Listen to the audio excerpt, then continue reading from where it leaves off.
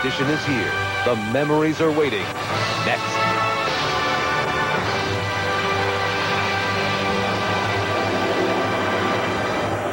50,000 have turned out here at Busch Stadium in St. Louis on a cool night in the Midwest. Good evening, everyone. I'm Marv Albert, and welcome to the start of NBC's coverage of the 1987 League Championship playoffs. Career change. If A. Bartlett Giamatti takes the job to head up the National League, there would be an opening for you at Yale University. Well, you're trying to be funny now, Marv. I don't think that's funny at all. No, apparently Whitey was not amused, so he will not be with us here tonight. 2 outs. A little looper to left field. Back to the wall is Jeffrey Leonard, and let the celebration begin. Cox. Born across the water in Northampton, England. Little check to Cox. Throws on. They win it. They'll meet the Giants in the League Championship Series. And now it has come down to this. The Cardinals and the Giants in Game 1 of the National League Championship Series. It'll be Rick Russell for the Giants. For the Cardinals, Greg Matthews replacing the injured Danny Cox. The ailing Jack Clark will not be in the lineup. And the St. Louis tradition is here in Busch Stadium with Cardinal owner August Busch Jr. and his world-famous Clydesdales. Right now we're set for the introductions, and here is Cardinal public address announcer John Hewlett. He led the Giants to the division title, second full year as manager. Roger Craig.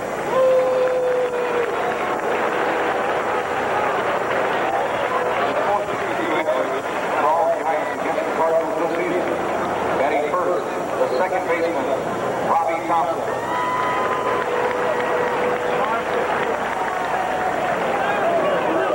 22 homers, batted 306 after the trade to the Giants. Batting second, third baseman, Beth Mitchell. He set a career high in Nashville. Second hitter of the full base. Third hitter, Jeffrey Leonard. Apparently we are having some difficulty picking up the public address, so here are the Giants as they make their way for the introduction. Andy Maldonado, man who missed 6 weeks with an injury, but still ranks second on the club with 85 RBIs. He set a personal high with 24 home runs, including 4 against the Cards. He's batting fifth in center field, Chili Davis. A former U.S. Olympian who led the club with 35 homers, 91 RBIs, and batting sixth, first baseman Will Clark. Over the last 4 years, he's averaged 18 home runs. His total for the season, he's catching and batting seventh. That is Bob Brenly. And this man enjoyed his best offensive season of his career, hitting .291, hitting eighth. Shortstop Jose Uribe, and there is the starter warming up in the left field bullpen, starting pitcher and batting ninth, Rick Russell.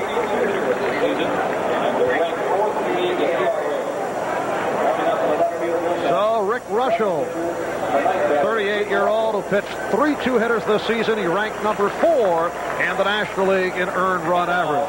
And now the National League Eastern Division champion St. Louis Cardinals. First the coaching staff and the non-starters.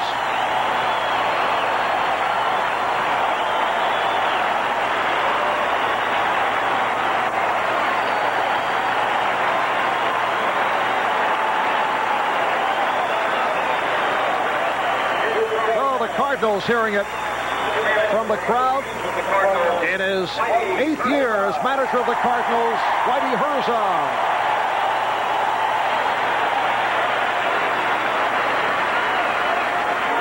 Man who ran away with this year's Major League stolen base title, had 109. He is batting first, left fielder Vince Coleman. In the number 2 position, 8-time Gold Glove winner, who had a big season, an average, and in the RBI department, the Wizard of Oz, Ozzie Smith. second base and batting third, 83 RBIs. Second on the club in game-winning RBIs, Tommy Herb. And here's the man replacing the injured Jack Clark, making his fourth appearance in league championship play. He's hitting for first baseman Dan Dreesen in the number 5 spot with 105 RBIs to set a new Cardinal record for center fielders. Willie McGee in the number 6 slot, playing third base. He had that key home run against the Mets. 96 RBIs in all. Terry Pendleton in right field as a pinch hitter. Came over with a batting average of .389 this season. He's hitting 7th. Kurt Ford. And batting 8th and catching. Playing in his first LCS. Here's Tony Pena.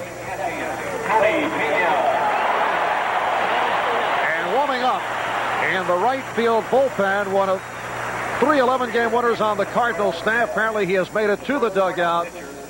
And he is replacing the injured Danny Cox. As we mentioned earlier, Cox out with that stiff neck. So Greg Matthews draws the nod. Record of 11-11 this season. So there are the starting lineups. And right now, the Cardinals and Giants awaiting the singing of our national anthem.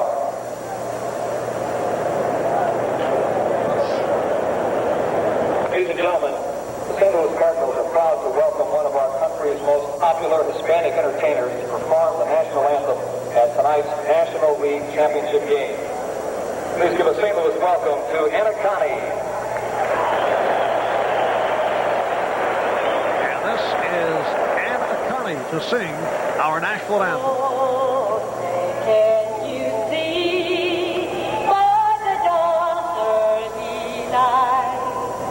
Was so proudly we hailed, and the royal land whose broad stripes and bright stars through the perilous fight o'er the ramparts we watched were so gallantly streaming, and the rocket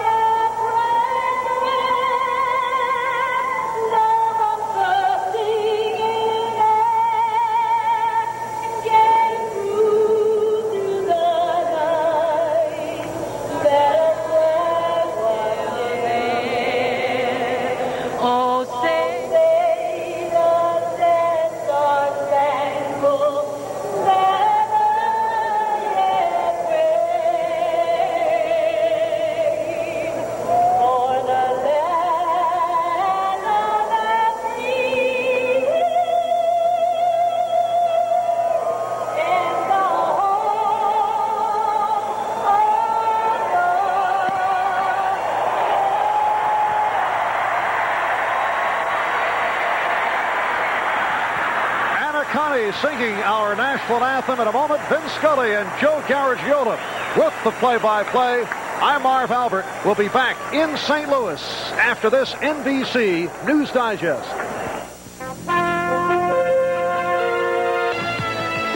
NBC Sports presents the 1987 National League Championship Series. Tonight from Busch Memorial Stadium, the San Francisco Giants versus the St. Louis Cardinals. Brought to you by Miller Brewing Company, sole sponsor of the U.S. Olympic Training Center. By Buick, and again this year, as it has for 85 years, the great American road belongs to Buick. By Allstate, for home, auto, and life insurance, you're in good hands with Allstate. And by the people of Holiday Inn Hotels who salute you. Here's to the winners. We're on your way. Hi, everybody. I'm Vin Scully, along with Joe Garagiola, welcome of the St. Louis National Baseball Club, August A. Busch Jr., and the ceremonial first ball toss. Arriving in the stadium on his wagon drawn by the Clydesdales. Mr. Bush reaching Tony Pena on the fly. It should be noted, and here we go. Robbie Thompson, then Kevin Mitchell and Jeff Leonard against left-handed Greg Matthews, an 11-game winner who didn't figure to pitch this game, but then Danny Cox came up with a bad neck. 1 ball and no strike to Rob Thompson. As a leadoff man, Thompson strikes out a lot, over 90 times. He's a very good bunter. And later on in the series, if he comes up in a situation where there might be a squeeze, he'd be just the man to look for. 1-1. Greg Matthews with a record of 11-11. He was 0-2 against the Giants this year, 1-2 lifetime, replacing Danny Cox, who won 11. The Cardinals, the first division winner ever without a 14-game winner. 1 ball and 1 strike to Rob Thompson. Cued off the end of the bat, a one-hopper that gets away from Dreesen, and there was a lot of English on that ball because it was cued. So Rob Thompson squirts one off the end of the bat. Dreesen unable to come up with it and will draw an error. And that will bring up Kevin Mitchell. Dreesen looked like he was going to make an easy play out of it. He just botched it. You can see why Thompson would be out in front of Greg Matthews. Matthews changes speeds a lot. His fastball really sets up the other pitch. He doesn't have the kind of a fastball that'll blow you away. He'll spot the fastball and then he'll change speeds. His biggest strength is that ability. He controls that strike zone pretty good when he's on, and it's pitch selection that'll make the difference. Well, here's Kevin Mitchell. A lot of sock in the number 2 slot with 22 home runs. Rob Thompson taking his lead at first. Stole 16 bases during the regular year. And Matthews takes a look and then comes for a strike. On deck, Jeffrey Leonard. Going head-to-head, not that it really means anything, but during the regular year, the Giants beat the Cardinals 7 out of 12, splitting 6 games here. But they hit more home runs at Busch Stadium than they did at Candlestick. Ground ball to the hole, base hit into left field. So an error followed by a single, and the Cardinals are in trouble. I think it should be mentioned we all learned something from history. For the team that has opened the National League Championship Series at home has lost the League Championship Series the last 4 years. In fact, the team opening at home has won only 5 of the 18 series. So you usually hear about the home field advantage, but it hasn't quite worked out that way. And now Jeff Leonard with first and second and nobody out. Leonard had a bad wrist. There were those who felt it's just as well he wasn't going to play tonight. With Danny Cox, he was not in the original lineup. That's how Matthews has to pitch. He has to change speeds, get it out of that zone, and hope that they chase the bad ball. And if there is an escape hatch in the Giant lineup, it might be Leonard, who has grounded into 17 double plays this year. The bunt is not even a rumor as far as the Cardinals are concerned, and you can understand why. First inning, Leonard, a guy who can hop it into the seats. 0-1 to count at Jeff Leonard. We're just starting. High fly ball to straightaway center. It's playable. However, the runners go to tag. McGee for the catch. And moving over is Rob Thompson, and the throw offline, and both runners advance. Vin, that's one of the things that Zimmer talked about, how different it is to coach on artificial surface than it is in natural grass. He wants his guys to tag up because there is no mediocre arm as far as he's concerned on artificial surface. Picking up that base on the fly ball means that they can score easily on the base hit. You can see Zimmer was really screaming to Thompson to tag up and come on over. You can also make a little scouting report.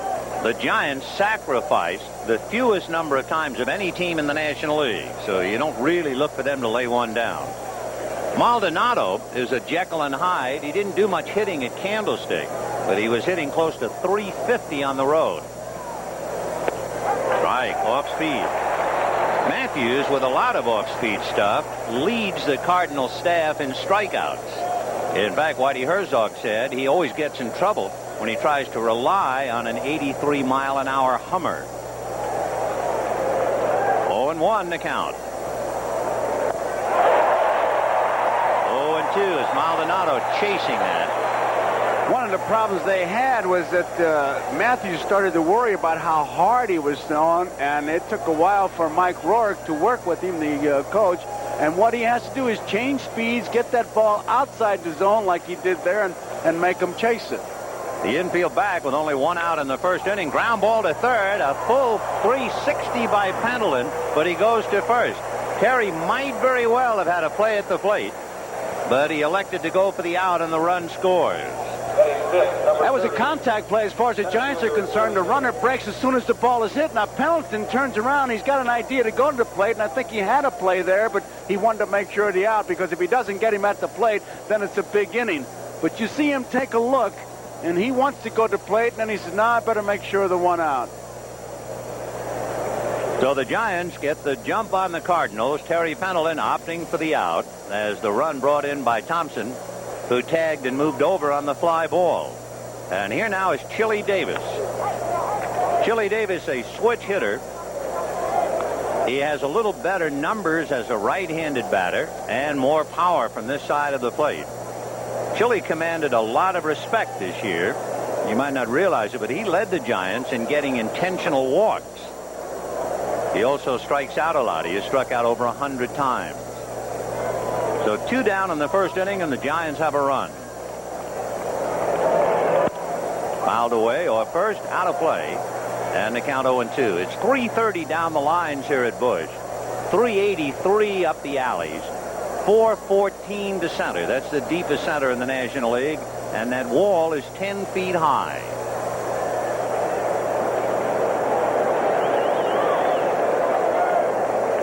To the count.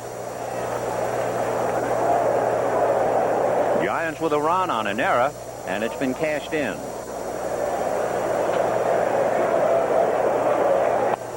1 ball, 2 strikes.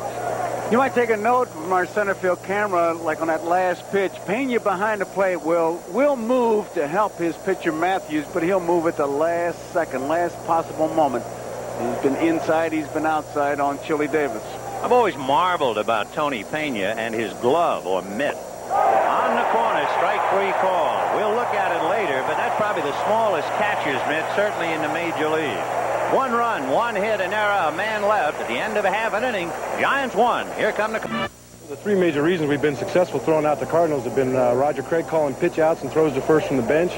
Our pitcher's doing a good job of keeping the runner close and giving Bob Melvin and myself a chance to throw him out, and that's the third part. We both feel we can throw the ball pretty well. Bob Brenly, along with Bob Melvin, have helped the Giants with the best success ratio against opposing base stealers. They've thrown out almost 40%, 4 out of every 10. Ben Russell does get rid of that ball in a hurry. They got him clocked at 1.25.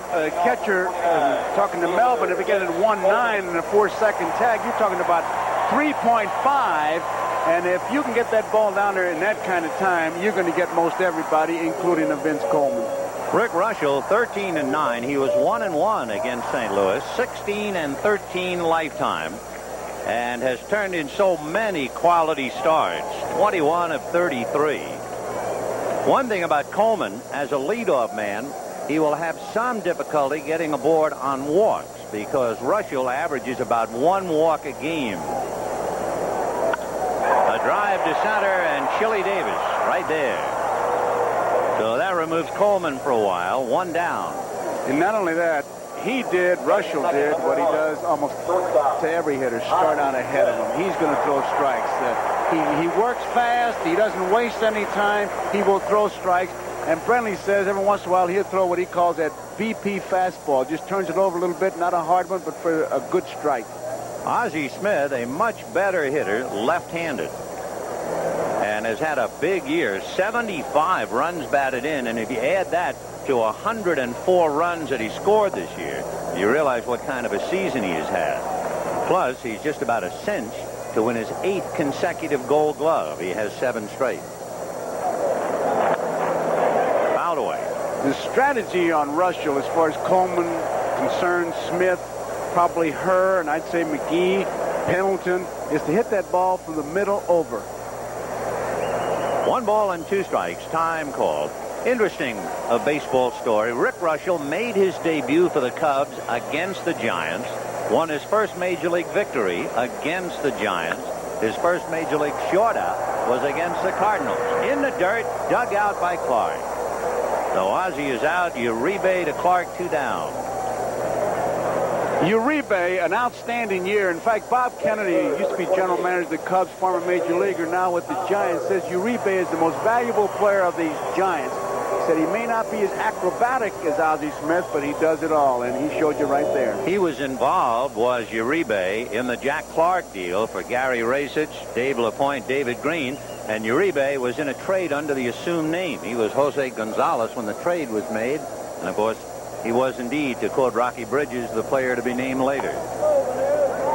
Switch hitting Tommy Herr. Hitting almost 300 as a right-handed batter, and about 60 points less than that from this side of the plate. If you need a man to be picked up from third base with less than 2 outs, Herr is your man with scoring fly balls.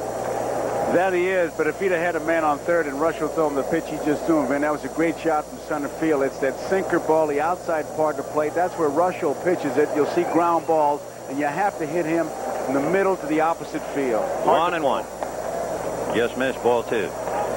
If indeed Russell is sound tonight, it will disprove a theory that was going around the National League, because in his last 3 starts, he gave up 16 runs, and a lot of people said, oops, he's got a tender elbow. But Rick just rolling along in high gear. Fouled away. Roger Craig said it was location, that he was just missing and balls were getting through there, but his stuff was fine. That was the explanation they gave. He's put in some remarkable work as he concentrates on Tommy Herr. 2 down, first inning. Cardinals leading the Giants leading the Cardinals 1-0. They cashed in a Cardinal error. High fly ball into left field. Jeff Leonard is calling. And that'll be that. So the Cardinals tiptoe through the first inning, and at the end of 1. Giants 1. Cardinals nothing.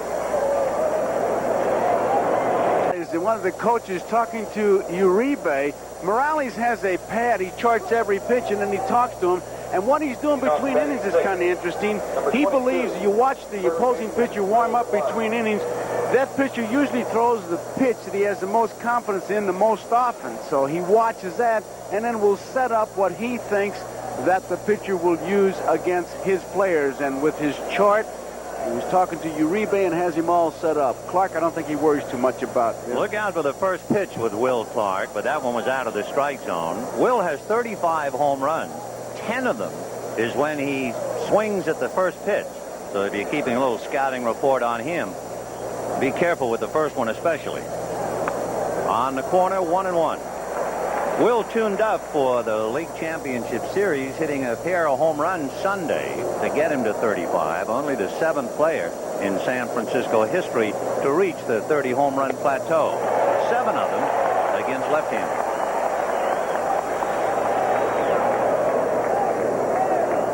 Greg Matthews, who pitched 2 innings on Sunday, rushed into the breach because Danny Cox unable to pitch. Ground ball to the hole. Tommy Herr plugs it up. A 360 to Drayson. Fine play.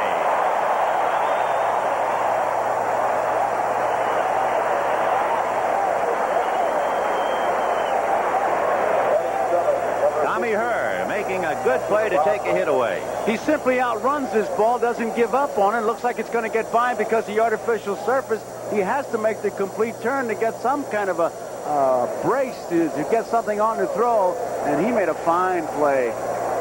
Watching him make the 360 reminds us so far of the biggest decision of the night in the first inning when Pendleton did the 360 on the ground ball and opted to go to first, where it appeared from up here as if he had a play at the plate. And that's right now the difference in the game, 1-0 Giants.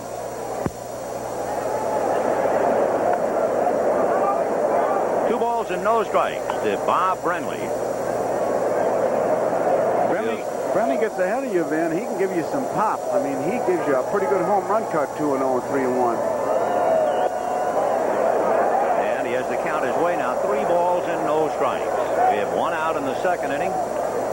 Giants 1, Cardinals nothing.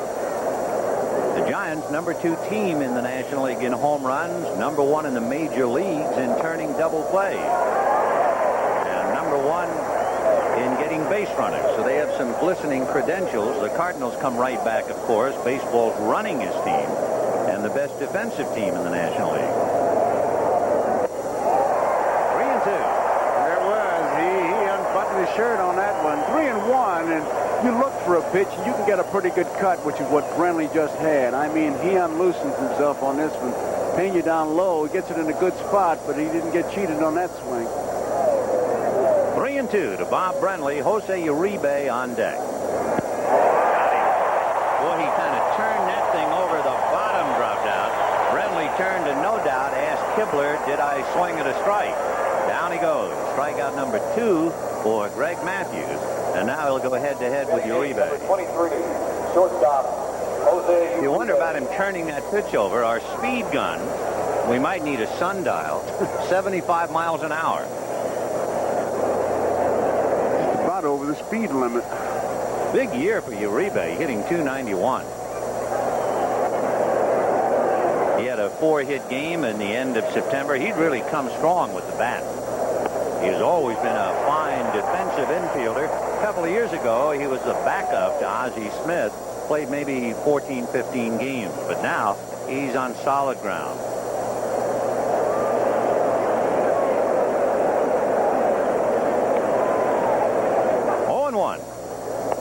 Off speed. On deck, a good hitting pitcher, Rick Russell.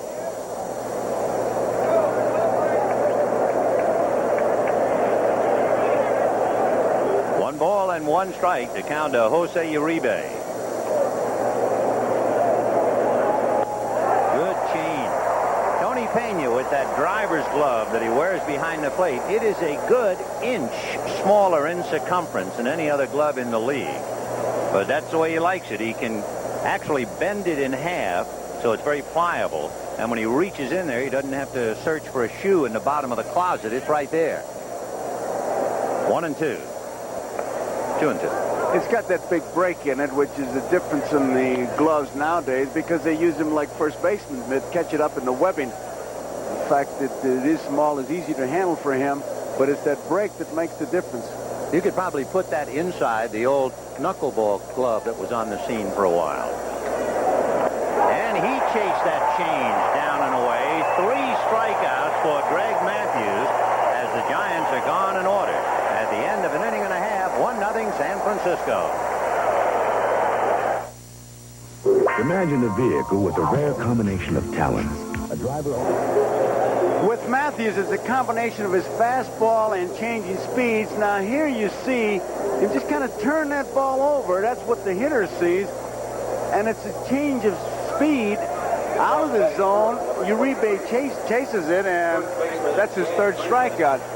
That's when you talk about the fastball setting up the other pitches, because Matthews not going to blow you away with the fastball, but if he's got a good one and spotting it well, you can't look for a particular pitch. So he changes speeds, and he can do exactly what he's been doing. He's got 3 strikeouts. Danny Dreesen to start it off against Rick Russell. Fastball is hit right at Will Clark, and that's that for Dreesen. First ball swinging, 1 up, 1 away. For the Cardinals, you certainly don't expect any power, especially with Jack Clark sitting it out. Clark, who furnished about almost 40% of home runs for the Cardinals. Jack Clark out of the lineup, and even with him, the Cardinals were the only major league team this year to hit less than 100 home runs. So you can imagine they've really lost the nucleus of the attack with Clark out. A drive to right, Maldonado going back to flag it. It's a tribute to Russell's control. There's no sense waiting for the base on balls. As Vin said just a moment ago, he's not going to give it to you. So jump on that first one, and Maldonado makes a good play on the ball, well hit. Now, Pendleton is the next hitter. Dreesen has hit the first pitch. McGee has hit the first pitch. Pendleton knows this guy's a sinker baller. He moved up on McDowell against the Mets to hit that dramatic home run.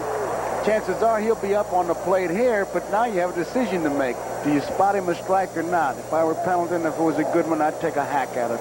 Pendleton has more power as a left-handed hitter and a better average right-handed.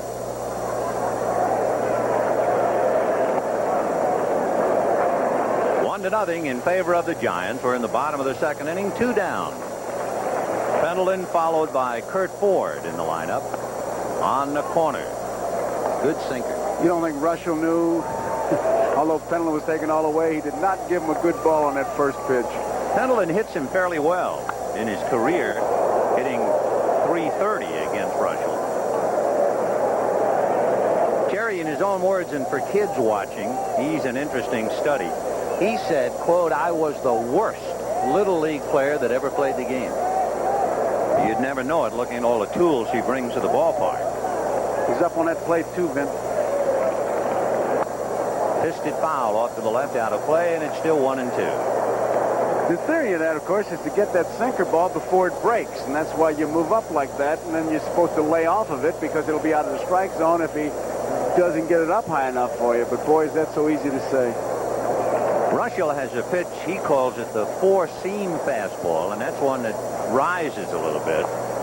2 balls and 2 strikes to count. So Russell and Brentley, Clark, Thompson, Uribe, and Mitchell, Leonard, Davis, and Maldonado behind him. 2-2. Off speed and hit to Rob Thompson.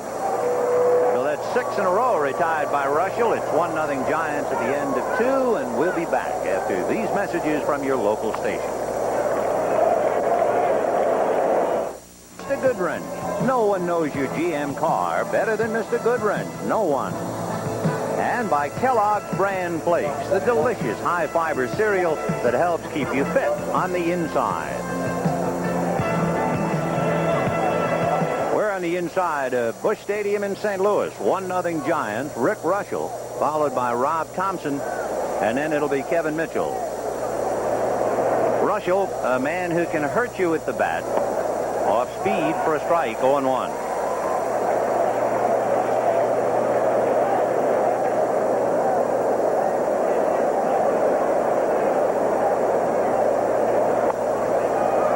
One strike. He's pretty choked up on that bat. He just wants to make contact, put it in play. He, as you saw, 1 home run. It was against Cincinnati's Ron Robinson. That's a strike. 1-2. The only run, if you joined us late, Rob Thompson, the leadoff man, hit a ground ball with English on it off the end of the bat, and it fooled Dan Dreesen for an error. And he eventually worked his way around to third, having tagged up on a fly ball, scored on a ground ball to Pendleton. Fly ball into shallow left. Coleman, a late start, but he picked it off anyway. 1 down.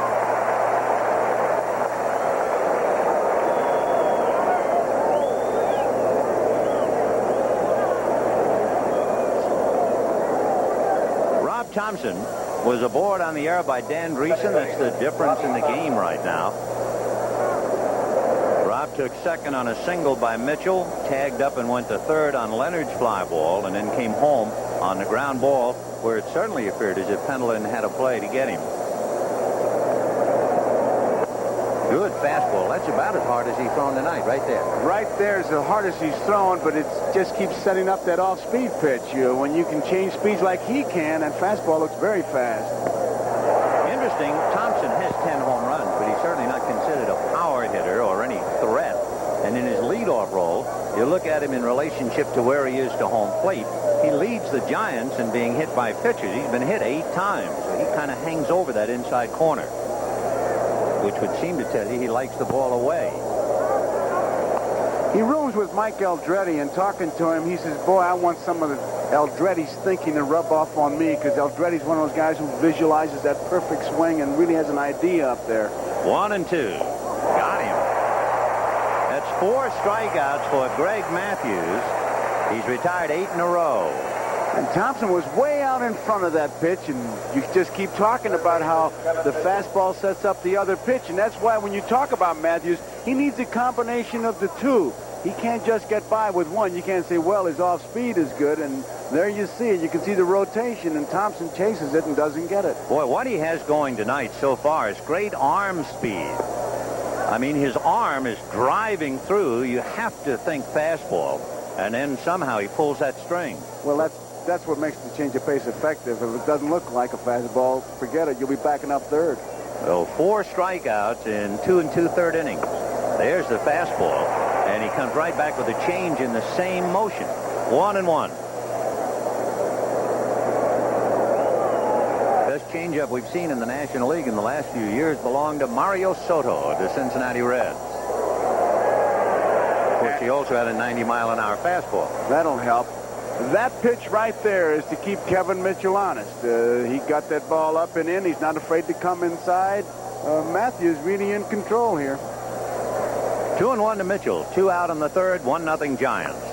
Fouled away off the end of the bat, dribbling over to the Cardinal dugout. Pena, as you might notice, with the bases empty, is a man sitting down on the job.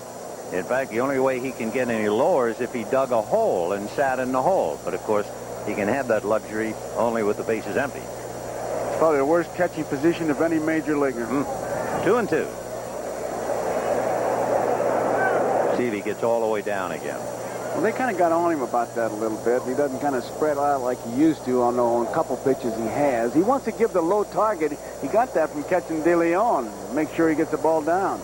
There he goes. And Mitchell goes out after it, hits a fly ball to Coleman. 9 in a row retired by Greg Matthews, but the Giants have a run. And at the end of 2.5, 1-0 San Francisco. Just scratch. He's 6'4", but you had to be an old movie buff to remember a character actor named Slim Somerville. Well, that was his name. He wound up winning one of the World Series games that gave the Brooklyn Dodgers their only championship, and that was against the Yankees in 1955. He has the ups and the downs. He lost 20 games twice for the New York Mets. He had the honor of balking in the first run ever against the Mets. And then later on, he pitched in the World Series for the Cardinals and was a winner. Roger Craig. Here's Kurt Ford. And he drives it to right. He didn't get enough of it, and Maldonado was right there. So 1 away, and Tony Pena coming up. Pena has been a big disappointment here after the trade with Pittsburgh that sent Mike LaValliere, Mike Dunn, and Andy Van Slyke to Pittsburgh. However, they found out one good reason why Pena was struggling with the bat. He was having trouble with his eyes. So Pena, late in the year, has gone to glasses. Next year, he'll try contacts. It was Johnny Lewis, one of the coaches, who spotted it. And he promptly bangs it to center. First Cardinal hit.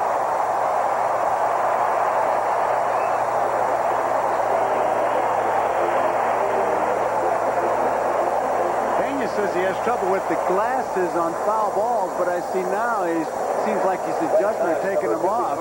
Johnny Lewis said he was missing too many pitches, and he said, I had that problem, and I said, I don't think he sees too well. So he told Dr. Stan London, Gene Gieselman, the trainer, and they checked his eyes, and the next day he had the glasses. I'm amazed he catches without them. If he can't see them to hit, how does he see them to catch? I don't know. Matthews bunting. Down to get it is Russell, and the play has to go to Rob Thompson covering. So the tying run is at second base with 2 out. By the way, in pointing out Rick Russell handling that bunt, Russell won a Gold Glove in his career, so he's a good defensive pitcher. He helps himself. Watch, he's just in perfect position to go either way. Comes up. Make sure he knows his place at first base and makes it. So Vince Coleman coming up, trying to pick up Tony Pena and get the Cardinals even. It's 1-0 Giants, bottom of the third, with 2 out.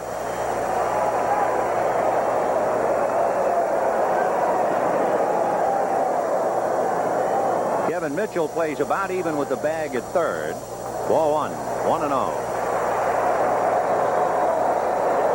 Coleman's theory to hit Russell is to try to hit up the middle or to left field. Try not to pull him. Go with him. Ball 2. Another thing in this ballgame the teams share, catchers who run pretty well. Tony Pena and Bob Brenly. It is very rare that Coleman swings at a 2-0 pitch. In fact, would you believe in the entire season he has only swung 2-0 7 times all year. Takes a strike. 2-1. That is rare in this day and age, only because everybody seems to have the hit sign 2-0. The manager controls 2 balls and no strikes, 3-1. and he'll give you a take sign, but you're hitting every time you walk in the box. 2 balls, 1 strike. Just outside. John Kibler almost started with the right arm. So Russell, who averages 1 walk a game, is 3-1 to Vince Coleman. On deck, Ozzie Smith. He doesn't miss by much. He and Coleman really watches. You can see John behind the plate. Kibler, that right hand move. 3-1. Ground ball up the middle. Base hit. Here comes Pena to score, and we're all even at 1. That's what he wanted to do.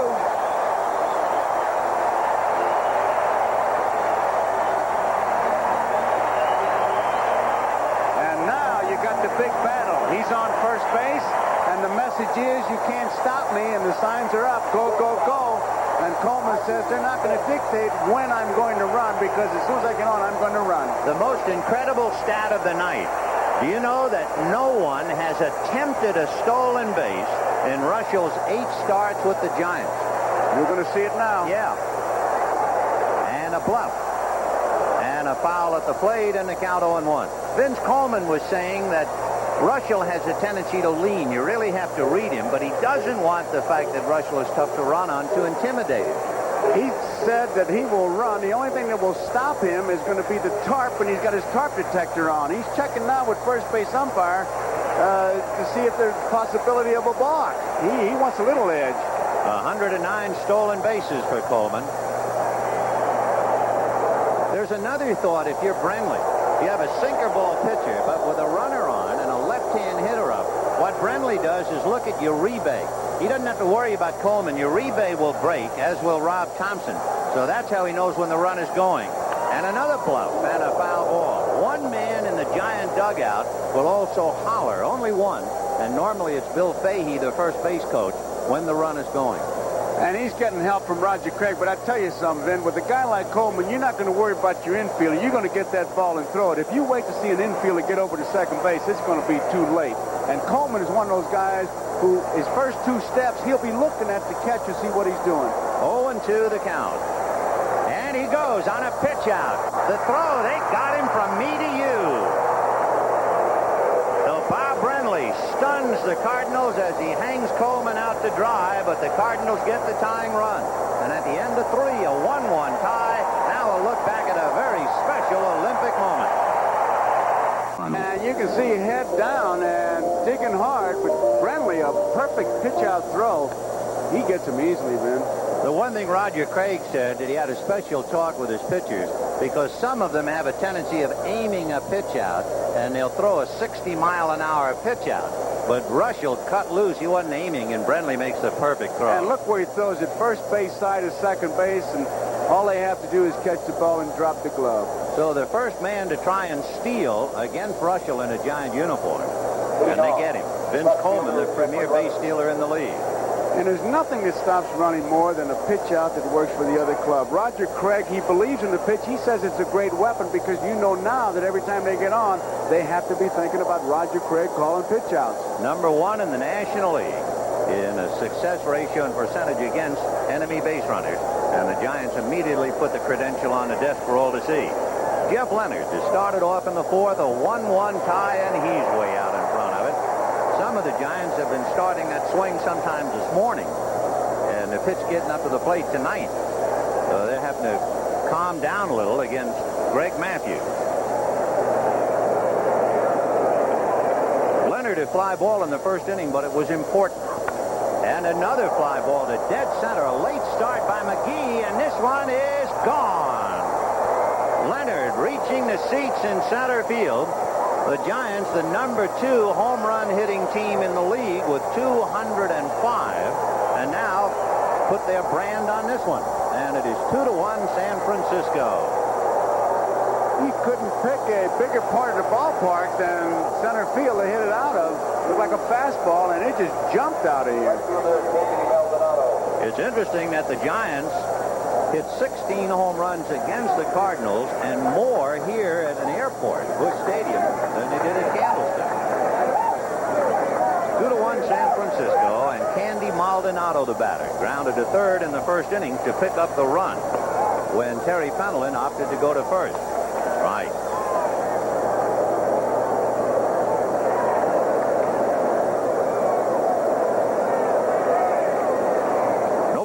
one strike to Maldonado. Chili Davis on deck. Another fly ball, but that's to straightaway center to McGee. And Willie has 3 gold gloves in the closet and puts that one away. So 1 down, and Chili Davis coming up. San Francisco, a remarkable team.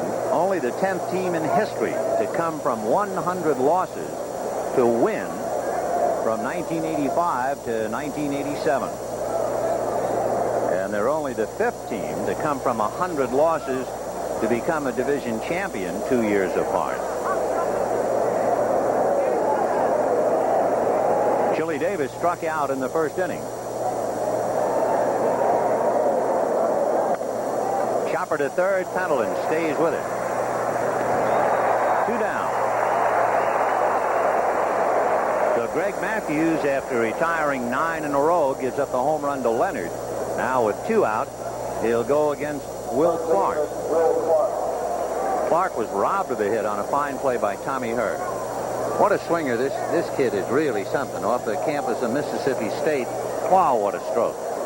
And he knows that he's had to adjust, because the higher your average and the more hits you get, the less fastballs you're going to see. So they're throwing a lot of slow curveballs, and he's adjusted. He's had a marvelous year. 29 doubles, 35 home runs, 91 RBIs. And just a couple of years ago, he was on the 1984 United States Olympic baseball team. 1 ball and no strikes to Will Clark. 2-0. Funny, he said before the game that I usually get jammed against left-handers because I wait longer on the pitch. Right-handers, I don't. So he said he waits longer and causes him to get jammed, but it allows him to hit that ball the opposite field pretty hard. 2-0 the count on the corner. Looking at Ozzie Smith, the Cardinal shortstop, who is really filling up the middle. He is on the rim and way to his left. That's the one thing that Ozzie Smith has changed over the years. Remember, he had a rotator cuff injury, which has affected his arm considerably. And he can't go deep in the hole. The other thing that you see Ozzie do a lot, and look for that during the series, he'll make a lot of throws on the run that puts a little less strain on his arm. Boy, he's deep on Clark. 2-2. Time. I think one of the reasons he could give up the hole, too, is that fellow playing third base, Pendleton. He knows how much range he has. If he had some foul pole down there that wouldn't move, then I think he might have to protect a little more. 2 balls, 2 strikes. And that's hit down the left field line, slicing as she goes foul. So Clark will come back and try it again. 2 balls and 2 strikes, and Vince Coleman, running for office, tosses a souvenir up into the seats. Remember the years some ball player did that and Gabe Paul charged them? Well, you know, really, when you think about it. Stop him from doing that. Especially if you're a visitor. You come in to play here, and you take a ball and throw it up in the stands, and everybody says, what a terrific guy. It's like having him come over to your house and give your silverware away. Isn't that terrific? What a wonderful human being. Yeah, here, have a cup, have a fork, knife. 2-2, the count to Will Clark. On deck, Bob Brenly. And it's 2-1 Giants in the 4th. Tomorrow, the second game, John Tudor and Dave Dravecki. Whoa, just missed, and Matthews is leaving the scene. You make a pitch like that, you want it. A 2-2 pitch, and he really nibbles at the corner. Close. Clark will strike out twice as much as he walks.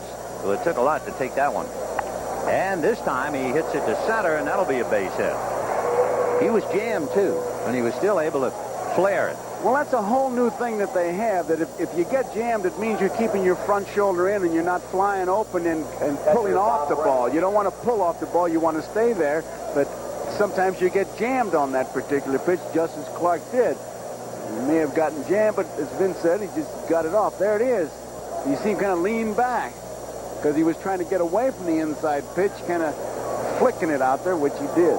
Well, here's Bob Brenly, who has already figured prominently by throwing out Vince Coleman. 0-1 the count. Brenly struck out in the second inning.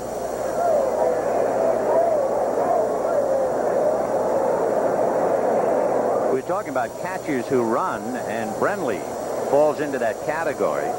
He stole home against San Diego. Off speed, in there for strike 2.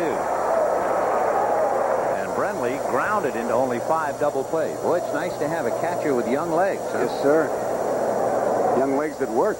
My legs were young, but they didn't work. Tony Pena, who runs well, scored the Cardinal run in the 3rd inning. And there's a pickoff throw. Clark on Greason's throw to Ozzie, and Ozzie's high with the tag. Clark's feet were on the bag, and then Ozzie tagged him on the chest, and Clark is not a good base runner. It was that one-way lead, the first move he was going to break. He broke, and they got him picked off easily. Ozzie's got the ball, but watch him tag. Look where he tagged him.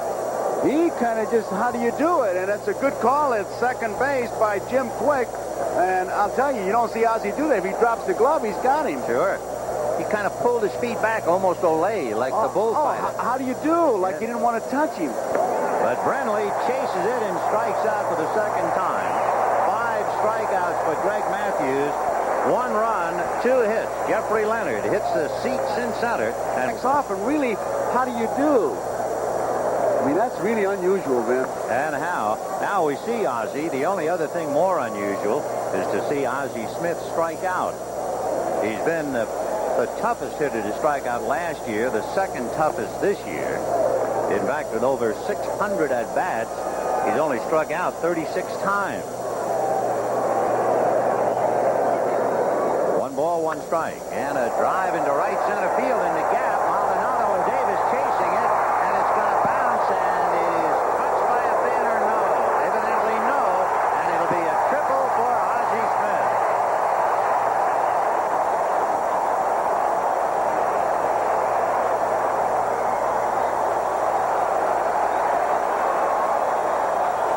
So Ozzie Smith drives 1 to right center. It took that kangaroo hop up against the wall, and the fans tried to grab it.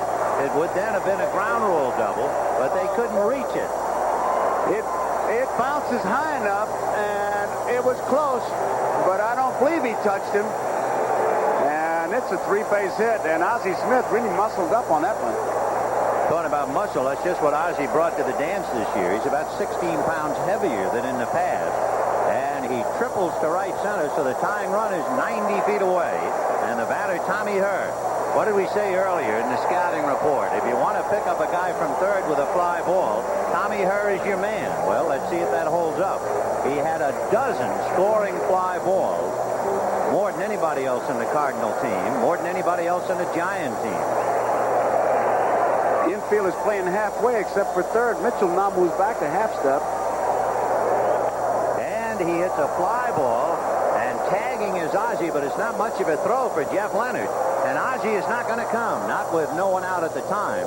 So that's just 1 out, and Hurd does not live up to his advanced billing as he leaves Ozzie at third. And the batter will be Dan Greason. Greason would like to atone for his error in the first inning that cost a run. Danny with 11 RBIs during the regular year. Of course, every time Greason comes up, certainly here in St. Louis, the people have to be saying, oh, if it was only Jack Clark. Yeah, I'm sure they do. 2-1 Giants, 4th inning. Right, 0-1. Russell is so effortless, it looks like he's not really throwing with good stuff, but he's got a lot of movement on that ball.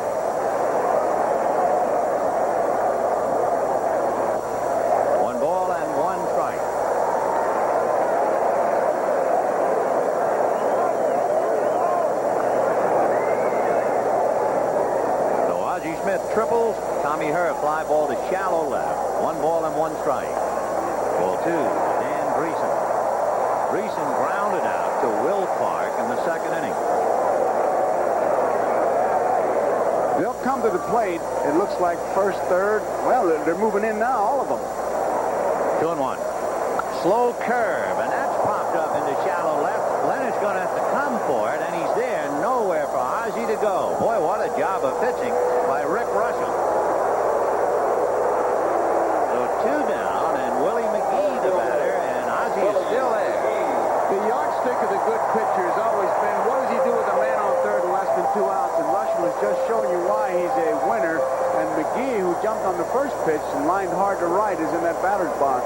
Interesting, too, you would expect Russell, who has built a reputation of being a sinker ball pitcher, that in a jam like this you'd see ground balls to the infielders.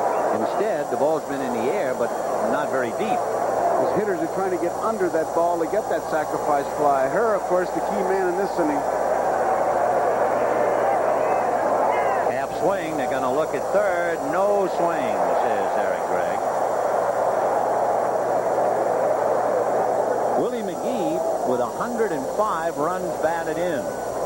Just one less than Jack Clark. And they were asking him to get the tying run home.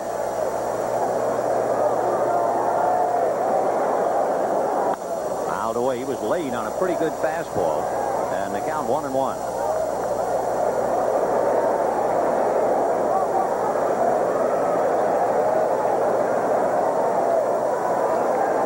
Fastball of Russell, pretty good, 88. Compared to the other stuff, it looked faster. Yeah. Ball 2-1. Infield back to a normal depth, but not Kevin Mitchell. He has to play up inside the bag at third. Whitey Herzog chewing away, sweating out the tying run. And the firm of Craig and Zimmer watching.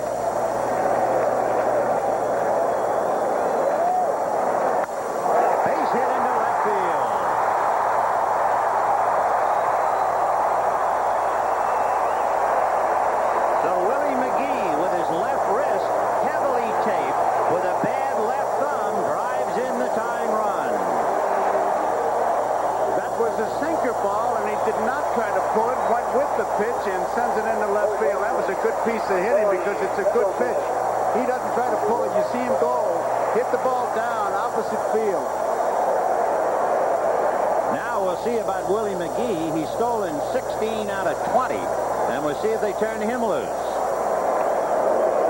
Big rip by Terry Pendleton, 0-1. One of the things they talk about, Ben, unless he's different tonight, is McGee has not been running because of that bad leg. And I'm sure with the move that Russell has, not being able to get a jump, but with 2 outs, he's got to get in scoring position. And you have a left-hand hitter up there, so the first baseman is on the bag, and the right side of the infield open. And they'll drive him back just for good measure. Pendleton has been a much better hitter all year long with men on base. Maybe 60 points higher with people on.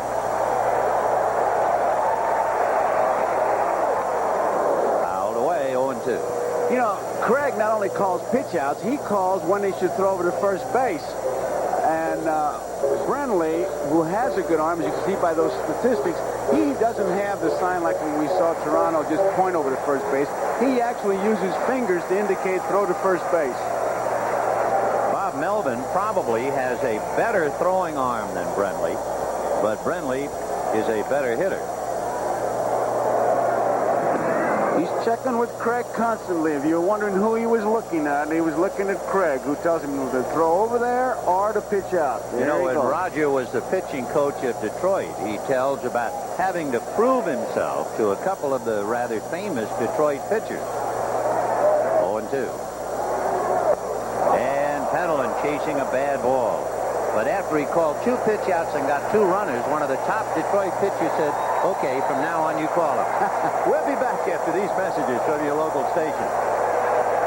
1,000 victories. Tommy Hurt tells you why. You do it his way if you want to remain a Cardinal.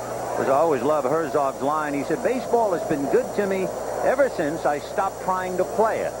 He wasn't a bad outfielder first baseman, however. And into the 5th. All even at 2. It'll be Jose Uribe, Rick Russell, and then Rob Thompson. Uribe struck out in the 2nd inning. 2 runs, 4 hits for the Cardinals. 2 runs, 3 hits for the Giants. Matthews, with that pitch, has made 58 pitches, 42 strikes, 16 balls. And, of course, Matthews is the big story tonight. Rushed into the breach when Danny Cox was unable to pitch because of a bad neck. He worked 2 innings Sunday and now comes right back with this big spot. A drive into left center field. McGee was shading the other way, and he has to short hop it. And if he doesn't short hop it, that goes all the way to the river.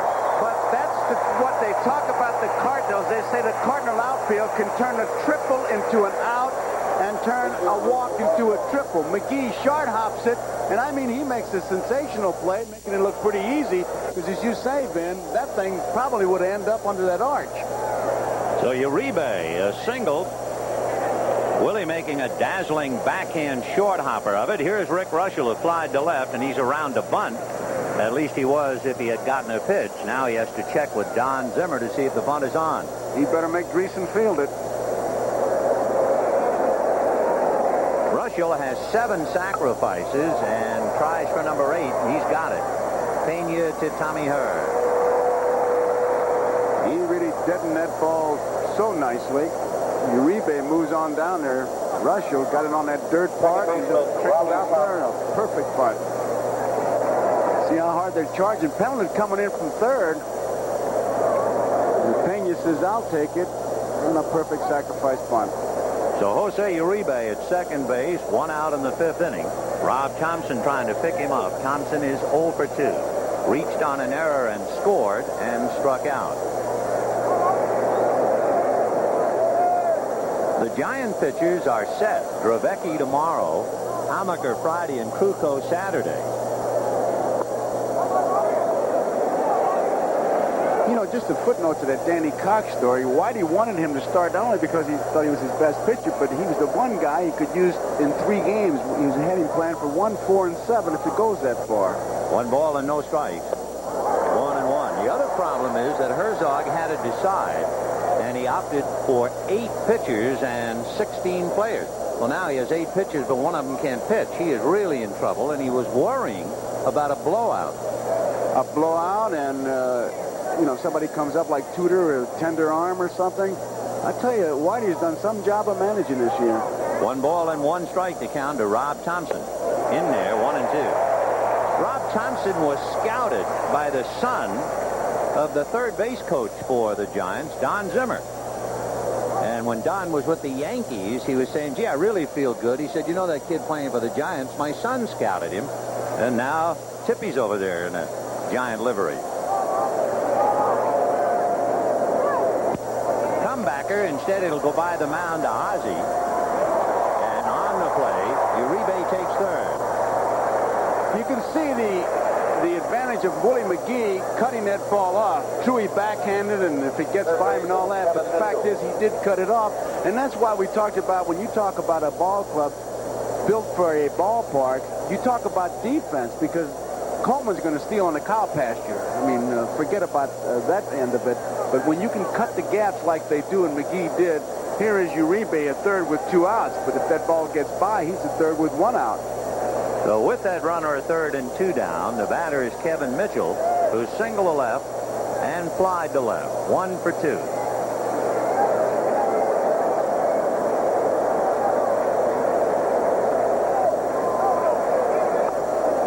One thing you have to worry with Matthews, who is a finesse pitcher, but he does have 7 wild pitches in limited duty. So that puts a little extra heat on Tony Pena with a runner at third. 2-2 tie in the 5th, 2 outs.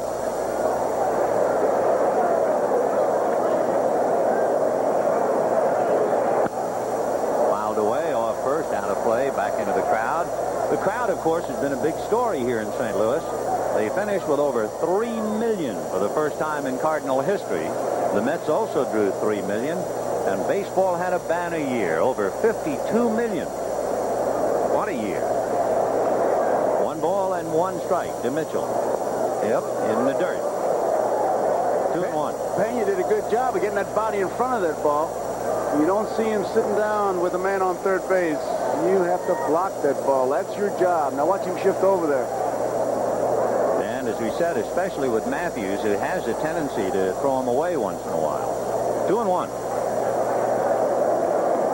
And it's a hopper that eats up Ozzie, and he stays with it. Look at that parachute he threw to Greason.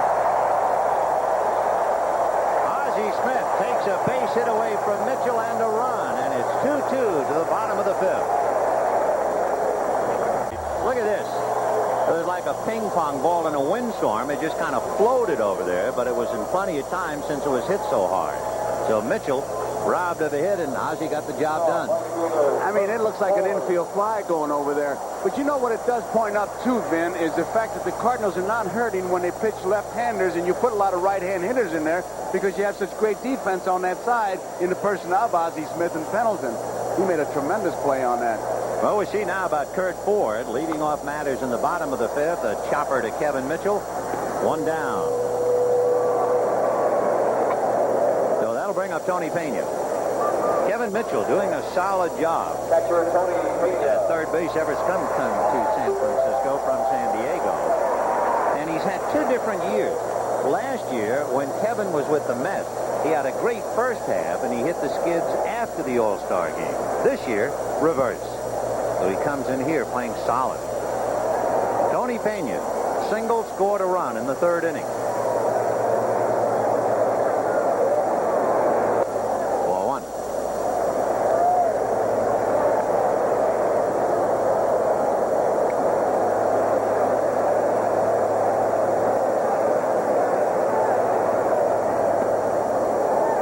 No strikes. They counted Tony Pena.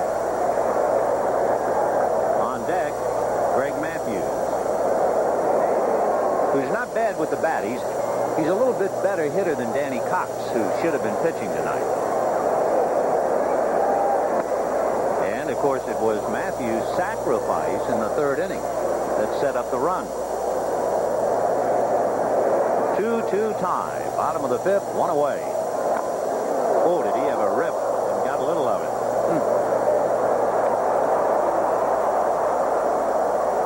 Tony Pena. He's going to rest just a few minutes because that hit right on the foot.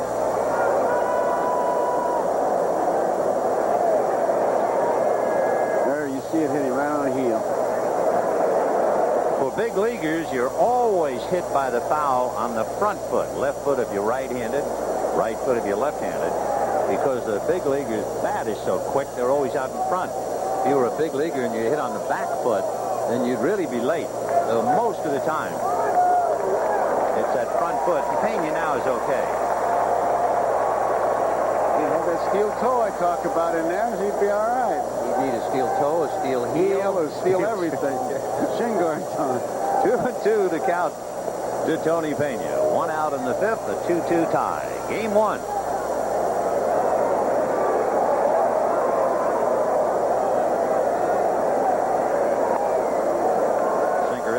Ball 3. He's got a little trigger mechanism that he uses, Pena. You watch that right arm of his as he starts to get set. He'll kind of flick it in, much like Joe Morgan used to, except Joe did it 3 or 4 times. Oh, Joe used to feed his ribs. There it is. And he walks. So Rick Russell, whose high in walks has been 2. Can you imagine a high in walks 2? Well, he walks a man tonight. There used to be a fellow in New York. They called him the nighttime mayor of New York, Danny Healy. And he would talk about it, and using Healy's expression, he would say Rick Russell gives up a walk as easily as he would give up a tattoo. Not a bad line. Not a bad line. All right, let's see if Matthews gets the bunt down now. He sacrificed in the 3rd, and the Giants are looking bunt. Charging hard. Clark is really coming. Strike. This is almost one of those spots, depending on how the pitcher can handle the ball, where you'd almost say to your pitcher, lay that ball in and we can make a play at second base. Now, you see Clark really staring in at Craig, and Craig is in control of everything from that dugout. You know, it's funny. I was sitting in the office with Craig, and Norm Sherry came in, and Roger said, don't forget to remind the pitchers about our bunt play. And I bit my tongue because I wanted to ask him what it was, but, of course, it was inside stuff. There's the bunt. And the only play is to Rob Thompson. So Greg Matthews does what they say he can do. Good man with the bat. Twice he has been asked to push the runner along, and he's 2 for 2. And Pena, who runs pretty well at second base, and Matthews getting high 5. That's one thing the Cardinals have been able to do all year, the basic things, the little things, the things that seem to get lost in the box score, but they put up the right numbers at the end. When you realize the Cardinals 5 times in the last 6 years have been last in home runs. One year they weren't last because Pittsburgh hit fewer. But that's why they have to do so many little things to beat you. And here is Coleman. Fly to center. single to drive in a run, and then was thrown out trying to steal.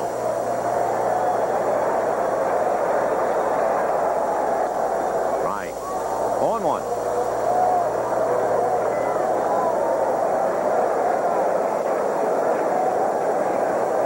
2-2 tie. Bottom of the 5th inning, 2 out. And on deck, Ozzie Smith. Check swing, no swing, and the count 1 ball and 1 strike. Coleman, Smith, Herr, McGee, and Pendleton are all switch hitters. It's almost as if you have 13 men in the lineup.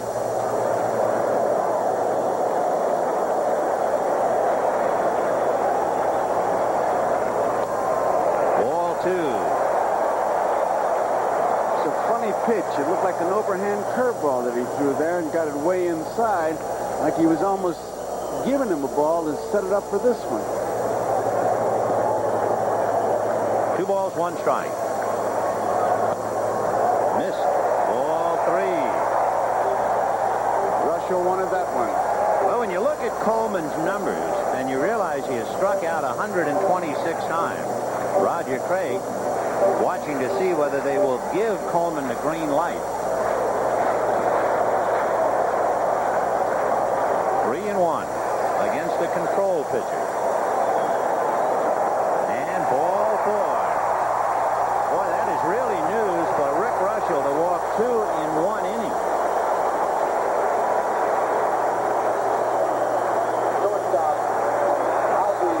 And Ozzie Smith coming up. Grounded to short and triple.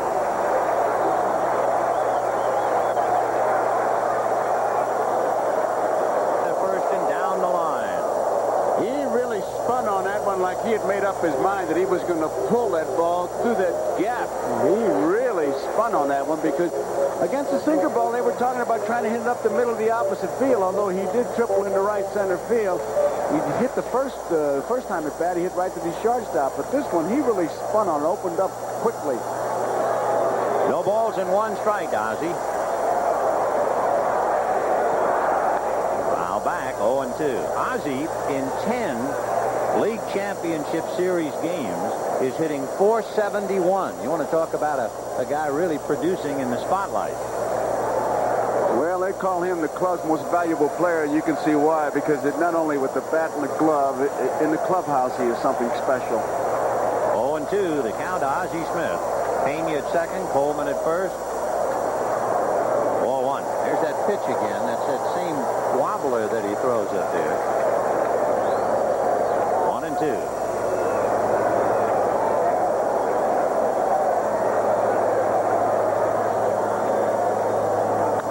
Ground ball to the right side. Rob Thompson is there. Over to Will Clark, and the Cardinals lead 2.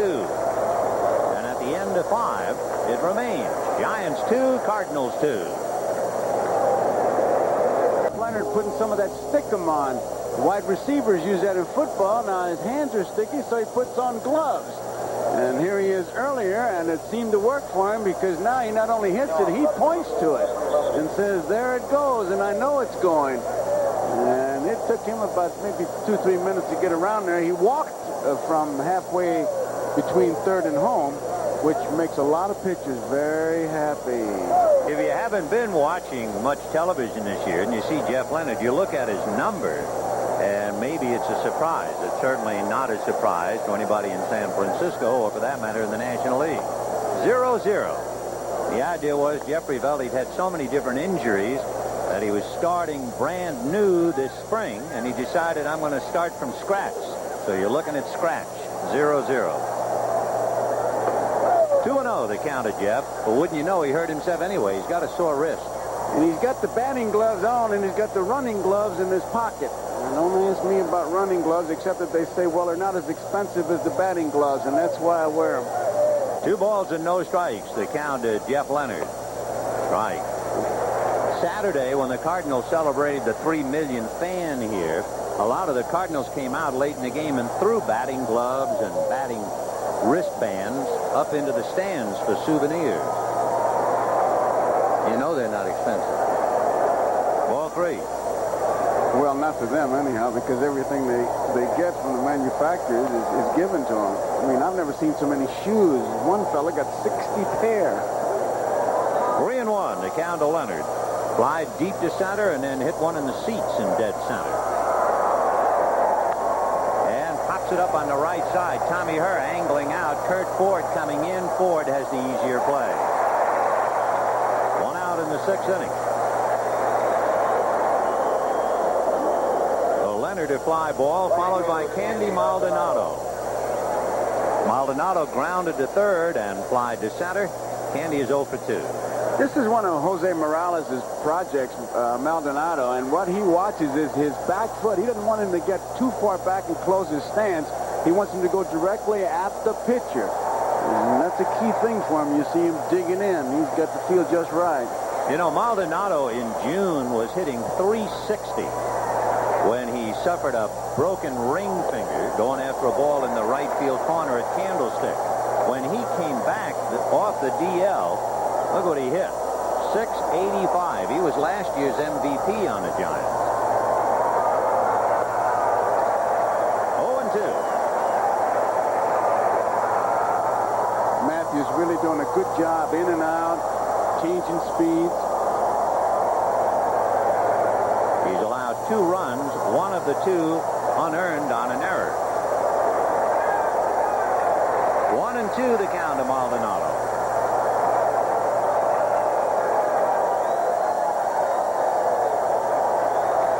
Candy followed by Chili Davis. Fouled off. Morales feels that he's a better hitter when he's hitting straight away.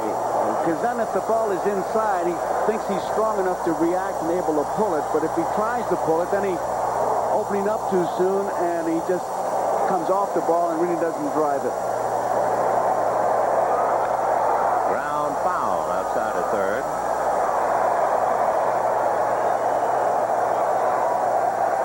A 2-2 tie. Top of the 6th inning, 1 out. Talking about Morales. Morales and Maldonado were teammates with the Dodgers, so they know each other very well. Very well, and Candy has great admiration for him from those days. 1-2. And fisted in the air back to second base. Herr going out. McGee coming, but it will be Herr. 2 down in the 6th inning. Candy followed by Chili. That doesn't sound too good, but for the Giants it has paid off, and here's Chili. Struck out and grounded out, 0 for 2. Well, I think that's a great lesson for young pitchers. You don't have to have that 100-mile-an-hour fastball or that Nolan Ryan type to get that good hitter, because here's Matthews moving that ball around, but he had Maldonado reaching, and then he jammed him with the fastball inside. 2 out, top of the 6th. 2-2 tie. Off speed for a strike. Matthews with 5 strikeouts has not walked anybody.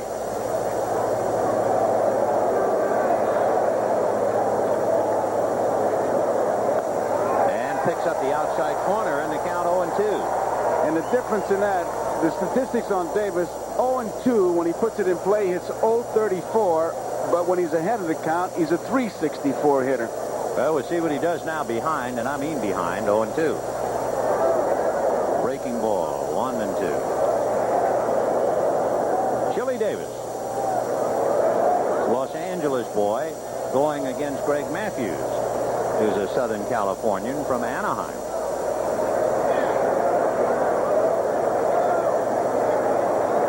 And he chased the change, and Greg Matthews strikes out a half a dozen. The Giants are gone in order, and at the end of 5 1/2, a 2-2 tie.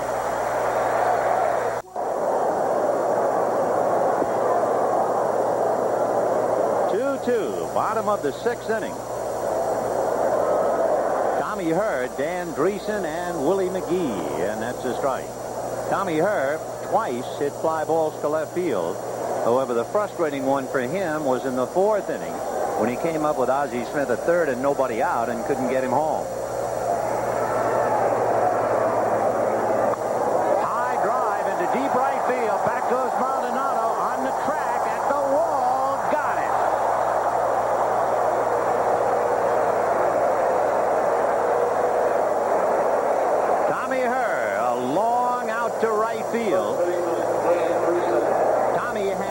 2 home runs in the regular year, and both of them hitting right-handed.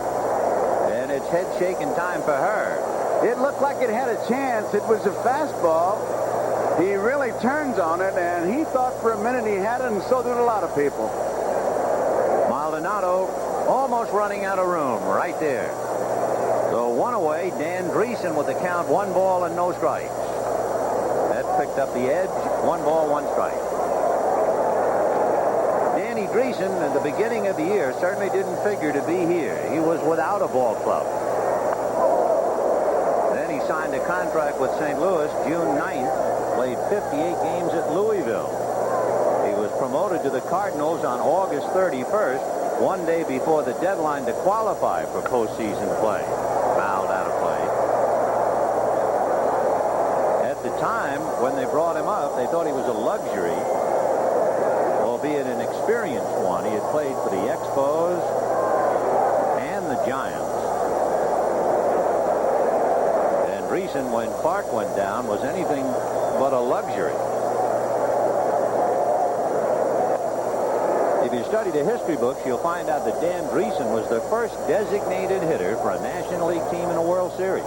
He hit better than .350 for the Reds when they swept the Yankees in '76. So he's been around. And there is Jack Clark, understandably frustrated, annoyed, short-tempered, disgusted. Fate has dealt him another bad card. No pun intended. Every year, Clark, if it's not torn muscles in the rib cage, and it was the bad thumb. Now it's this year tearing the ankle, the tissue around the ankle. And if there's one team he wants to play against and one park he wants to go back to, it would be the Giants and Candlestick. And Whitey Herzog kind of shakes his head, rubs his chin, and says he might be ready for Game 6. Line and slicing into left center. It hits the rug and goes to the wall. And Dreesen will be into second base with a double.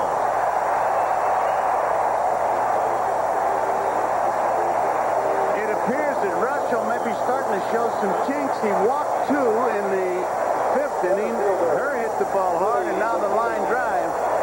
So we're having to get some activity going. Watch Jack Clark. They also serve who only stand and wait and cheerlead. And watch the double up the alley.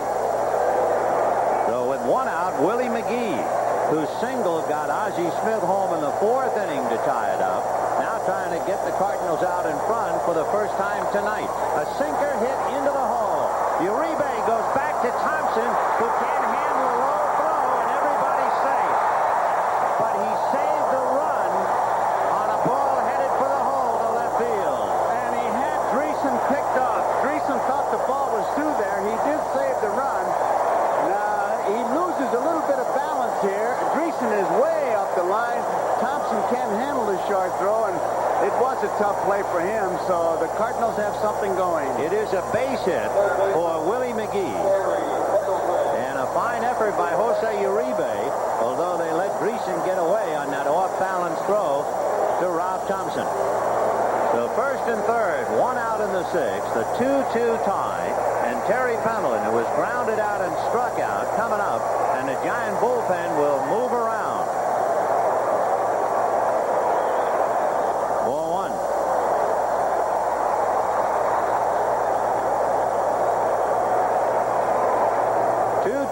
One out. The infield back in double play depth, although the corners are up. Will Clark and Kevin Mitchell. Pendleton is grounded out and struck out.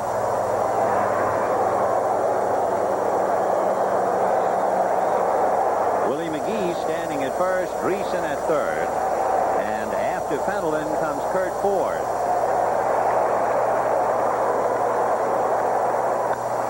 Hit in the air down the left field line. Leonard coming. The ball's going to land for a base hit.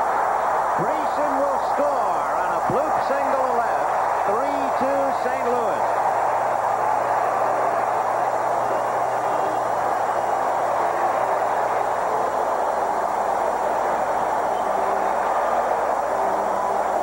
It looked like Pendleton made up his mind he wasn't going to pull that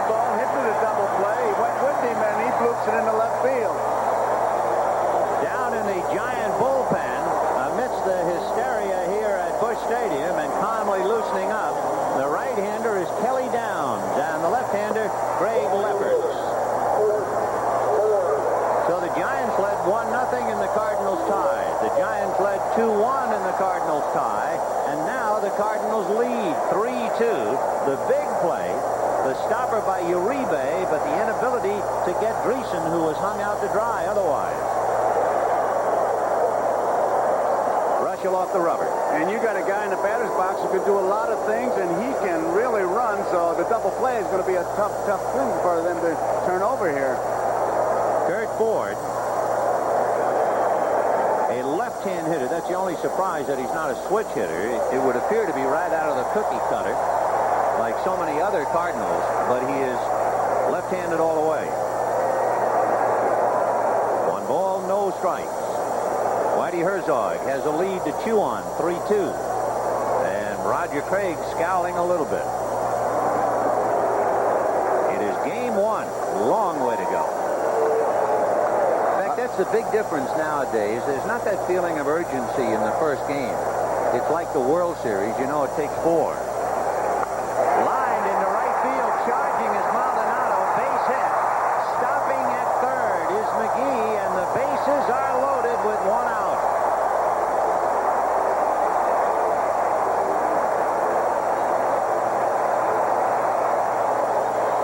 Tomahawked that ball, and McGee looked like he was going to stop at third all the way. He did not break as soon as the ball was hit. A bit of a surprise. Watch McGee. Now he sees the ball hit. He stops. The indecision right there cost him, and now he just stops there. He never did look at his coach. He made the decision himself all along. I'm sure he felt that Maldonado, at least where he stood, Maldonado might have had a play. Nick Leyva, the third base coach, trying to shepherd McGee, and you can see he gave him one little gesture, come on, but McGee wasn't watching Leyva. He's waving him now, in. Leyva says, come on. By this time, it's too late because McGee's not looking at him. He didn't look at him hardly at all, and if you're going to do that, you're going to have to make better decisions than what was just made. 4 consecutive hits, starting with Greason's double, the infield single by McGee, a bloop single to left by Pendleton, and a fly ball single to right by Ford. That's not typical to get that many hits and not score a run. Now here is Tony Pena with the bases loaded, 1 out. Pena has had 8 RBIs out of bases loaded spots this year. He's been very tough, and he wanted to get them all home with that swing. Rick Russell has not been hit that hard, but he's up to his hips in trouble. Nick Leyva walked down and said, settle down, because Pena really chased a bad ball. It was way out in the strike zone. Leyva whispering to Willie McGee as he comes down the line from third. 3 runs, 8 hits for the Cardinals, 2 runs, 4 hits for the Giants. In the dirt, nice save by Brentley. 1-1. Russell in a jam is also due to bat 4th when the Giants hit in the 7th inning. McGee, Pendleton, and Ford. Got 3 rabbits out there.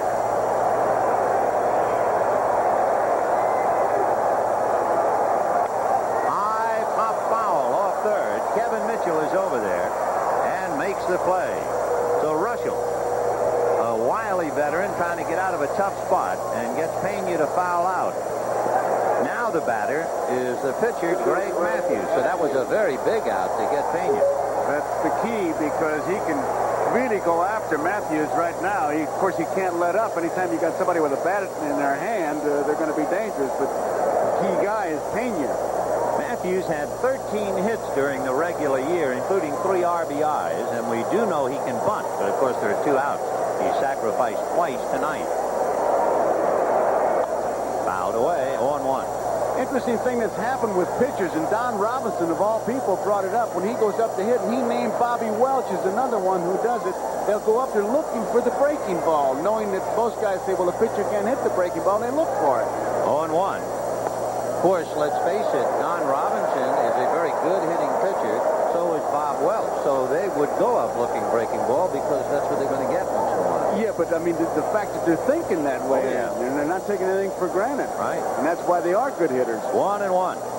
And that's fouled away. Don Robinson predicting that he would hit a home run against Lance McCullers before he went up and said to Roger Craig, he's going to hang me a slider. And he went up and hit it out. Well, right now, Matthews has not gotten a breaking ball from Russell yet. He's got 2 strikes on him. It's 3-2 Cardinals.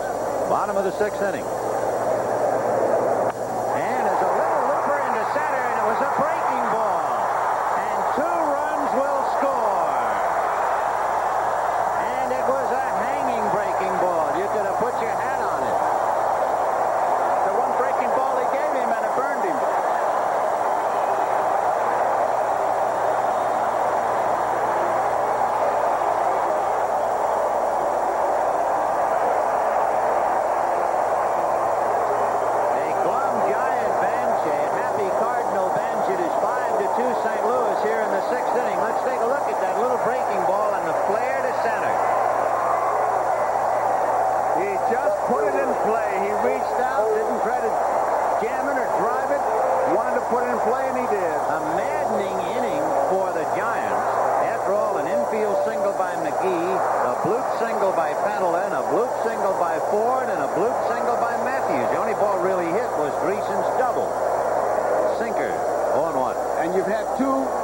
Mistakes. Dreesen was hung out to dry. They couldn't get him. Willie McGee should have scored on a base hit. He didn't, and yet it's all erased.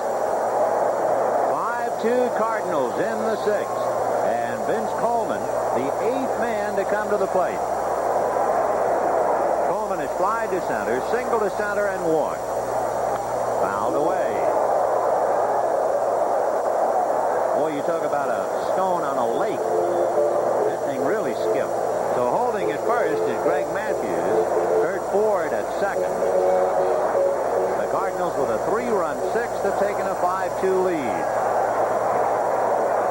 The Cardinals were tied with the New York Mets with the best home record in the National League. Fouled away. During the regular year, the Cardinals won 49 and lost 32 here. The Giants are only 2 games above 500 on AstroTurf during the regular year. Speaking of home records, tomorrow we'll watch that Minnesota game. You talk about a team tough in their home ballpark when they play the Tigers. 0-2 the count.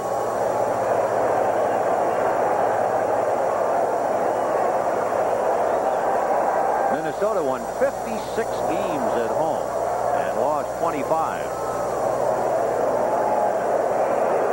Sweet dome. 1-2 the count of Vince Coleman. Coleman flied to center and singled. Whitey Herzog might have been slightly disappointed when Coleman was thrown out in the 3rd, but now he's seen his Cardinals erupt to take a 5-2 lead.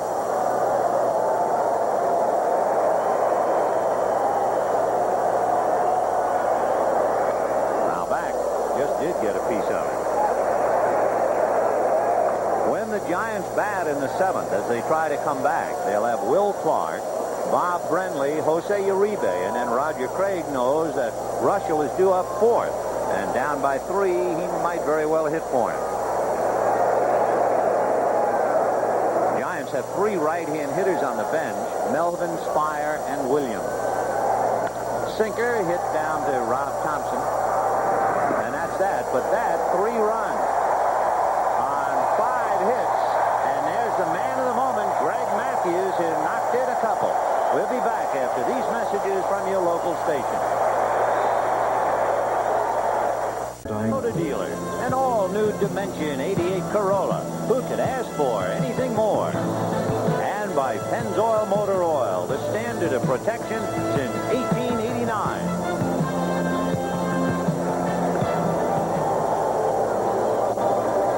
5-2 Cardinals, a much relieved Willie McGee, I would think.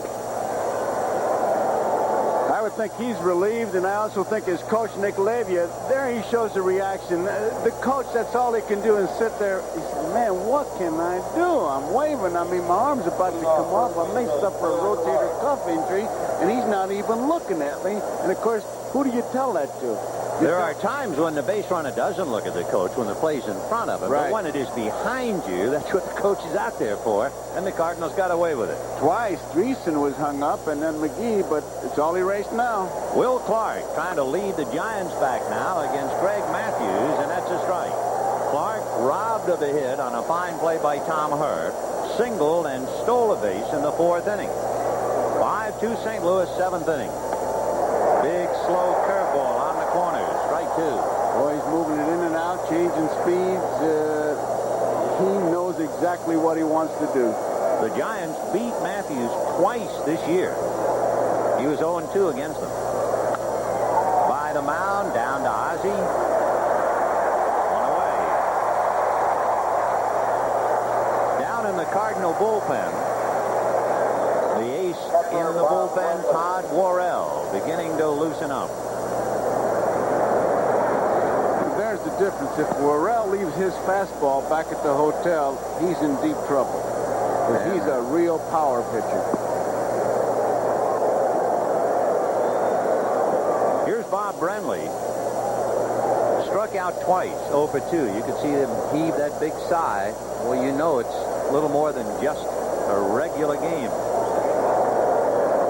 Ball 1. In the slow curveball, he started him out on the curveball, but didn't get it in the strike zone. But Brenly has just not been able to figure him out. Matthews with a half a dozen strikeouts. Ball 2, 2-0.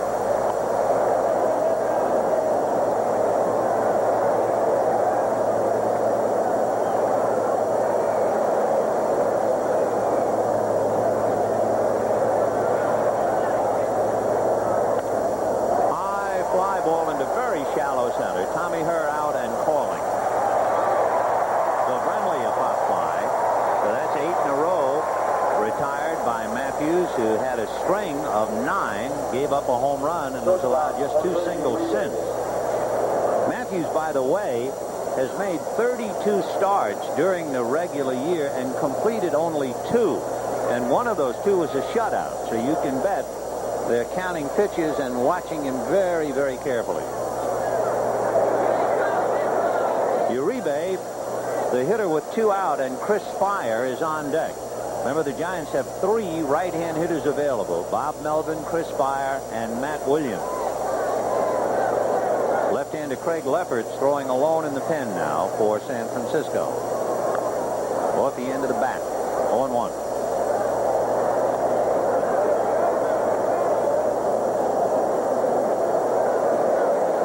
Uribe has struck out and singled. He's 1 for 2. Made a good play to backhand McGee's base hit, but then his off-balance throw gave the Giants a big break. 0-2. Not only is he changing speeds, but he keeps nibbling at that outside corner, and he's making these Giant hitters widen their zone. He's really not hitting the corner. That was off the plate, but not so far that you would take it. And Uribe chasing it, finds himself at the count of strike 2. No balls and 2 strikes. Time. 5 runs, 9 hits, and an error for the Cardinals. 2 runs, 4 hits, and an error for the Giants.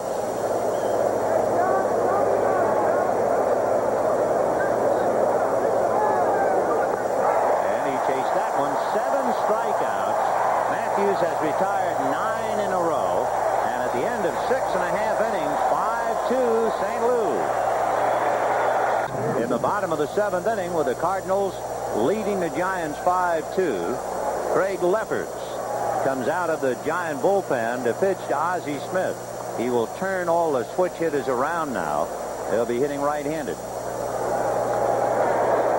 Lefferts, who was born in Munich, West Germany, appeared in the 1984 LCS and the World Series for San Diego against Detroit, and he was brilliant.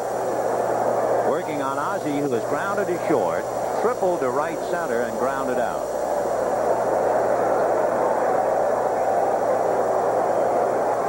Also saved a big run back in the 5th inning with Uribe at 3rd and 2 out. Kevin Mitchell really killed the ball, and Ozzie stayed with it to get the last out, preventing Uribe from scoring. 2-1. Little foul off to the right, out of play. And then kind of a footnote to that, it was McGee who cut that ball off that Uribe hit.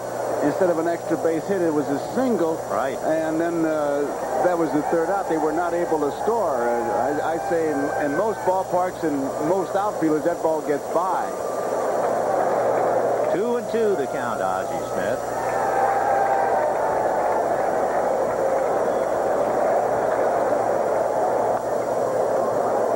Lefferts roll with the Giants, basically the left-handed setup man for Scott Gerelts and then Don Robinson. You just saw what happens a lot with catchers. Brenly thought that was the strike. He walked back and said something to Kibler. Kibler walked in front of the plate and answered him.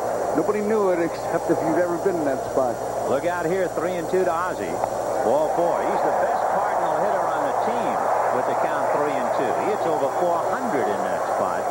And this year, when the count goes to 3-2, that's the 25th walk that he's got.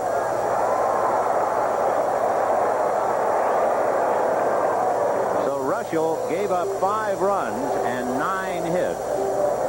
Walked a couple and goes out losing. It's up to Lefferts now to keep the Cardinals quiet. When the Giants come up in the 8th inning, Lefferts' spot is due to lead off, then Thompson and Mitchell. And you saw earlier, Chris Spire was out to be a pinch hitter. And you got 2 guys up that can do something. Chopper off the glove of Lefferts, deflected to Thompson, over to Uribe, back to Clark, double play. Boy, you can see why they lead the major leagues in double plays. They just turned in a dandy. 1-4-6-3. Uribe had something on that ball when he got it. It was deflected by Lefferts. You watch it now. Usually, when that happens, the timing is kind of messed up. But look at here, perfect, and Uribe very close to being off that bag. I have to see it again. Dan Dreesen is the batter, and it was Dreesen who ignited the Cardinals in the 6th inning when he doubled up the alley in left center and scored the first of the 3 runs to put the Cardinals out in front.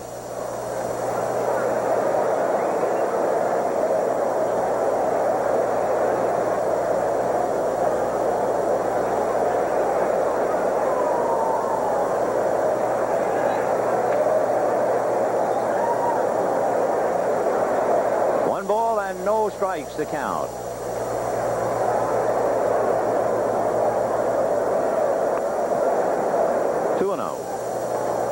Here's that double play again. Let's see if Uribe is on the bag. Whoops. He was in the neighborhood, but I tell you, if you call that, the umpire might as well turn around and wait for the bench. They'll be after him. There's one hit down the right field line. Going over to get it is Maldonado, and Danny Dreesen into second base with his second double. Ben, I get the feeling Dreesen doesn't like those bus rides in the minor leagues. Is that something? What a story. A man without a ball club. He just pulls it and pulls it hard. He had a tremendous game, the clincher against the Montreal Expos, and he comes here and comes up with his second double. And as you said, Ben, he got to start in the 6th. So Danny Dreesen with 2 out doubles, and Willie McGee will be the batter. McGee flied to center, single to left to drive in a run, and then had the infield single on the ball that was flagged by Uribe, and it looked like they had Dreesen. And they let him get away on the off-balance throw in the dirt to Rob Thompson. Willie way out in front. Since Lefferts figures to come out for a hitter, you look to the Giant bullpen, and Scott Gerelts is loosening up. Here's where I think that wrist bothers McGee, batting right-handed. It's the left wrist, and he kind of felt for that one. In watching him swing now, you start to file that away, because if he's in there, it'll be against Dave Gravecki tomorrow, and he also has a bad thumb to go along with the wrapped left wrist. He lets go of the bat on that last swing, so you know it's hurting him. 0-2.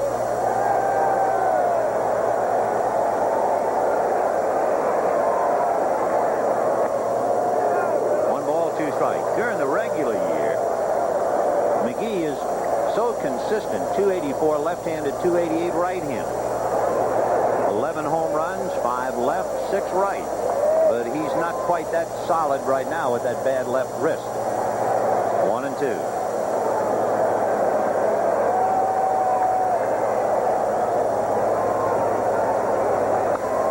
Fouled away off to the right, out of play. So it's still 1-2. In the inning, Smith walked. Kerr hit one up the middle, and the Giants turned it into a double play, and Dreesen has doubled. McGee trying to pick him up with Terry Pendleton on deck. Roger Craig knows coming to the 8th, he'll start with a hitter for Lefferts.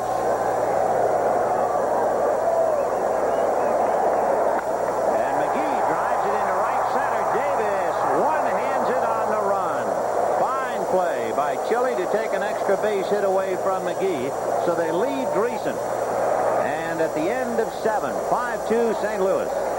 Go to the 8th inning, 5-2 St. Louis. Chris Spire hitting for Craig Lefferts. And just a gentle reminder, tomorrow a big day.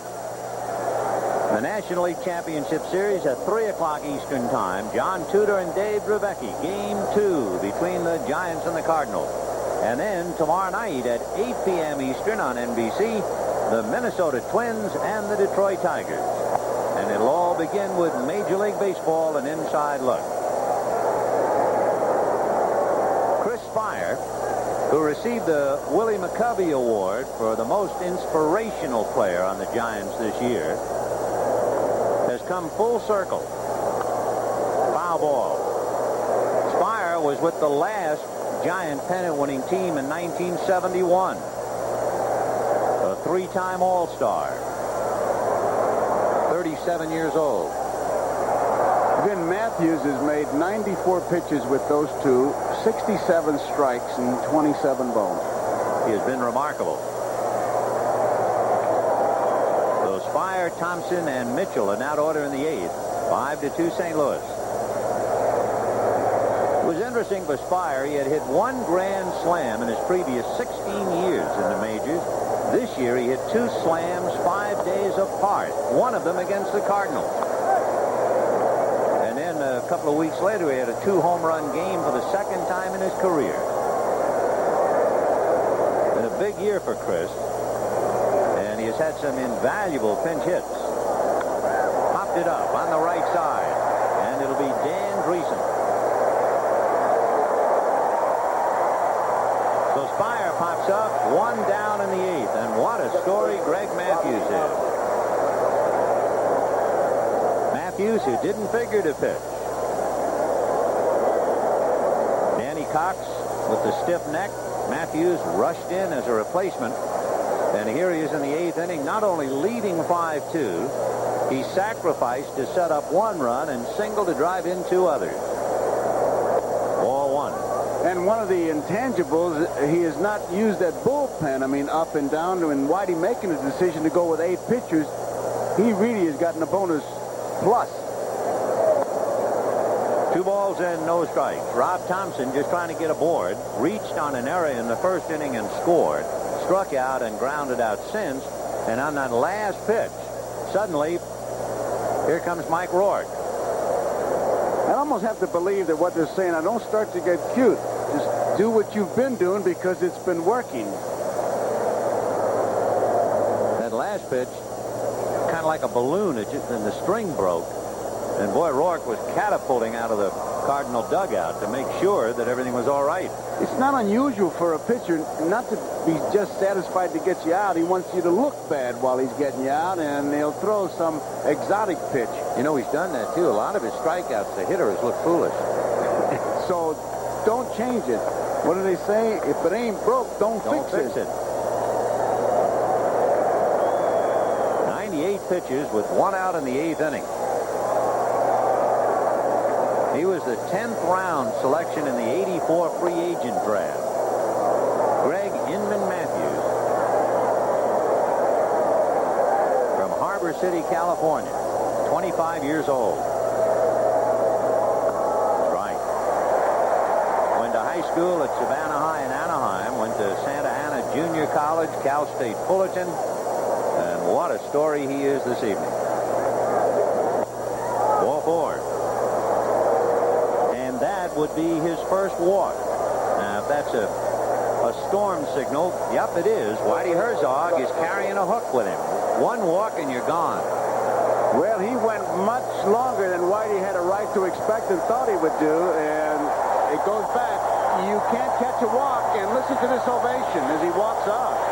Greg Matthews, who only had 2 complete games this year, one of them a shutout, got his club into the 8th, a magnificent performance, and he has reason to grin, and out he goes.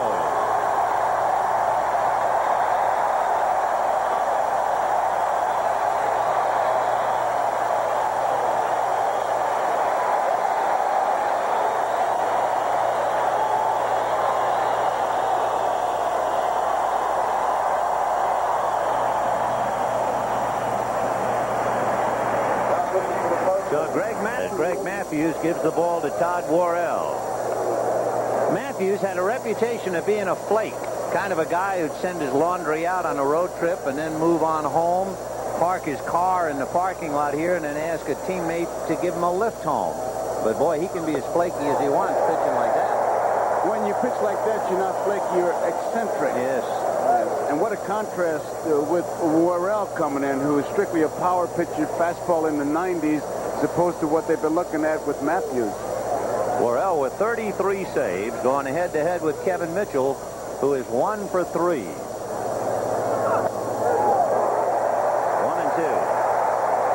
Mitchell battling Todd Worrell. The difference, Worrell has made 2 pitches to Mitchell. One was 97, and the other is 96.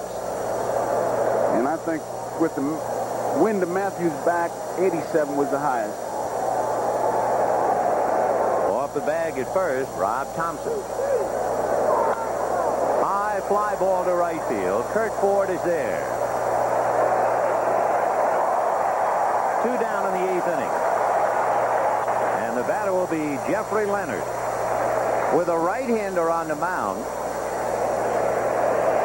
if Roger Craig decides to go to his bench, he has such left-hand hitters as Mike Aldretti, Harry Spillman, and Eddie Milner. But if he comes up with a left-hand hitter, all he has to do is look down in the bullpen, and Ken Daly is down there to try and check Craig's maneuvering.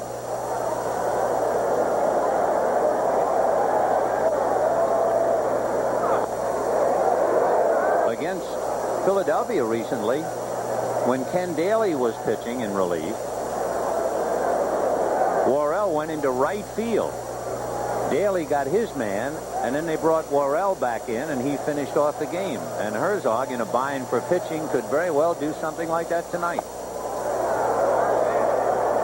That's what Daly said. He said, you know how I'm going? He said, I was relieved by the right fielder. Of course, the right fielder was Todd Worrell. 2-0 the count at Jeffrey Leonard.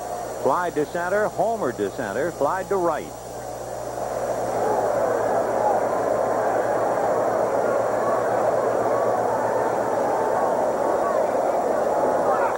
Foul back. 2-1. He's just rearing back and throwing. First 2 years in the big leagues, Todd Worrell, 30-plus saves in each year. He's the only Cardinal pitcher to ever record back-to-back 30-save seasons. When you realize he got 1 save in the first 29 games of the year and winds up with 33, he really came with a rush. Thompson at first, 2 down in the 8th, 5-2 St. Louis. Fouled away. John Tudor and Dave Drubecki tomorrow at 3 o'clock Eastern Time. But after that, it's questionable as to just who will pitch Friday at Candlestick. And Danny Cox come back. It will be Atlee Hammaker for San Francisco. Whitey's looking at Friday for Danny Cox. The earliest. 2-2.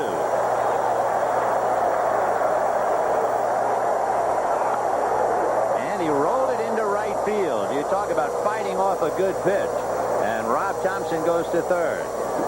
The tip-off on that was that Pena called fastball, and Worrell shook him off only because it was the location. He stayed with the fastball, got it inside, made a good pitch, and Leonard just swung late, hit it on the handle, and with Thompson staying on first base, there was a big gap there. I mean, he just fought that thing off, fisted it in the right field. So now Candy Maldonado coming up, representing the tying run. And Candy, with 20 home runs and 85 RBIs during the regular year, is 0 for 3 tonight. Grounded to third, fly to center, and popped up. It'll be strength against strength here. 2 out in the 8th inning, 5-2 St. Louis. At third base, Robbie Thompson and Jeff Leonard over at first. After Maldonado, Chili Davis.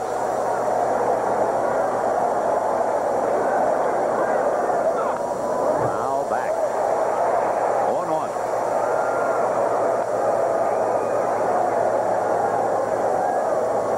There's Chili Davis waiting on deck. Robinson gets up and begins to loosen up in the Giant bullpen. Ken Daly has stopped throwing in the Cardinal pen.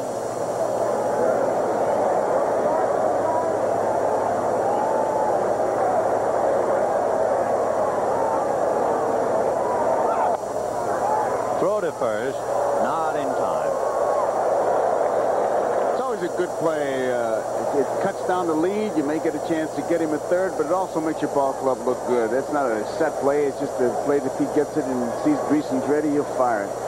And Greg Matthews, of course, knowing that one swing here and all of his good work could go down the drain. A drive into left center field, racing over is Coleman and McGee, and this one is up the alley, bouncing, and the fan catches it, which takes away a run. Jeff Leonard will be sent back to third on a ground rule double, and that's a tough break indeed for San Francisco. Leonard scores without a play, except the ball kangarooed up above that 10-foot high wall. It's one of those rules that really penalizes the wrong people. Now, but the fan, when it bounces, grabs it, and I think he throws it back on the field, man. It seems as if they have somewhat of a wire basket around the wall to try and prevent fans from interfering with the ball. It came very close to being touched on a triple by Ozzie Smith in the 4th inning, and now it becomes a monumental play. Watch the fan out there and watch the ball bounce now. Up, and they reach out and definitely touched it, even though the basket is there. Oh, he was disgusted. Look at that. He threw it back. He did throw it back. He was really disgusted. But I bet the Giants are more disgusted with him. Second and third, here's Chili Davis. It's 5-3 instead of 5-4. In other words, the tying run would be at second base with 2 out. But now you have Leonard at third and Maldonado at second.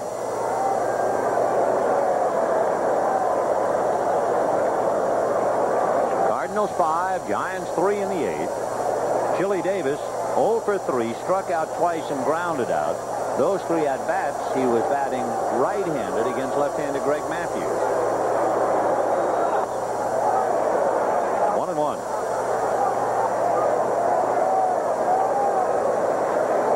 On deck, Will Clark.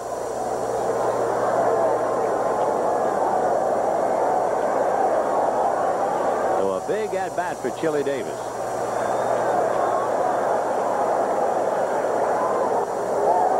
Save by Pena. That could have gone to the backstop. So Leonard can't find a way to get home yet. Easily gone to the backstop because Pena was actually set up on the outside part of the plate. And when you're going to miss, you better miss outside where your catcher is. Now look where he's set up. And I mean, he gets it way inside. That is really bad pitching. Good play by Pena. So Pena saves a run. The fan saved a run. And the Cardinals are still leading 5-3, and Matthews is hoping somebody will save him. He's not responsible for a loss, but a win could go out the window.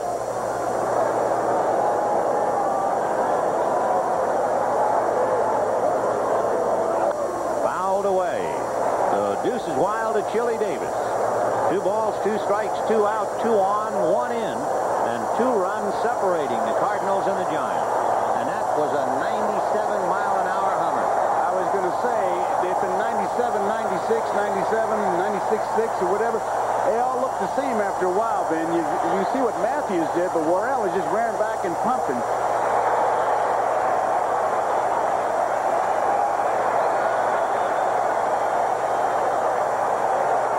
Ball 3. So Worrell now is 1 pitch away from loading him up for Will Clark. Matthews can just sit alongside Jack Clark and do what Jack has been doing. Wait.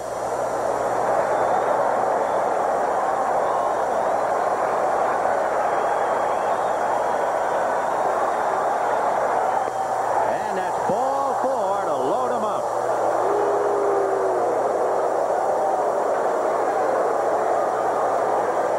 That's enough to make Worrell eat his glove, and it's enough to break Greg Matthews' heart. He thought maybe, no. The inning's a long way from being over. Well, Ken Daly is throwing in the bullpen. Will Clark is going to be the hitter.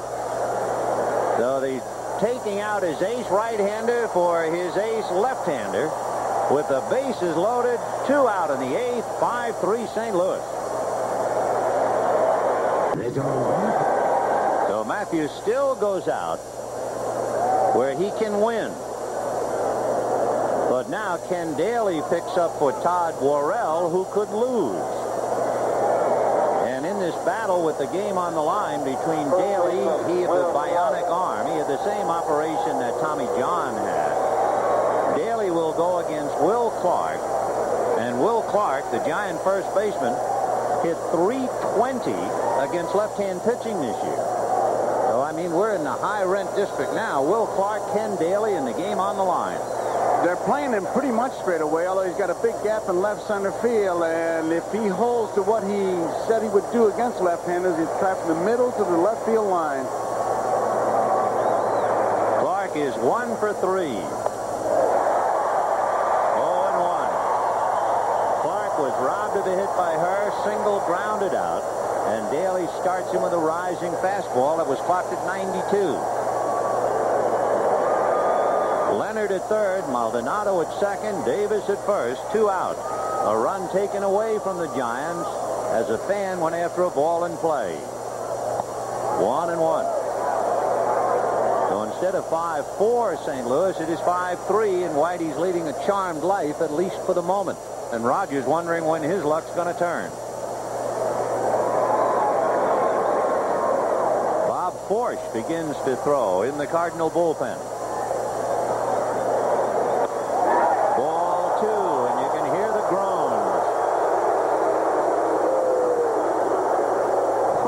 About pressure. Yeah, and I tell you, it begins and ends really with the plate umpire, John Kibler. He has to umpire that ball, but he knows how important this game is. And he's getting a little heat from the bench right now. Somebody's touched a nerve, and the mask is off. Nick Leyva is hollering, standing alongside Whitey Herzog, and John doesn't like it one bit.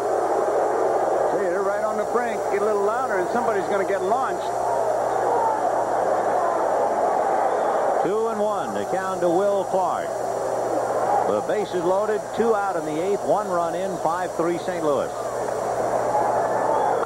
And as a high fly ball to right center, it's playable. Kurt Ford is there. He's got it. So the Giants are victimized in the 8th inning and wind up with 1. And at the end of 7.5, Cardinals 5, Giants 3.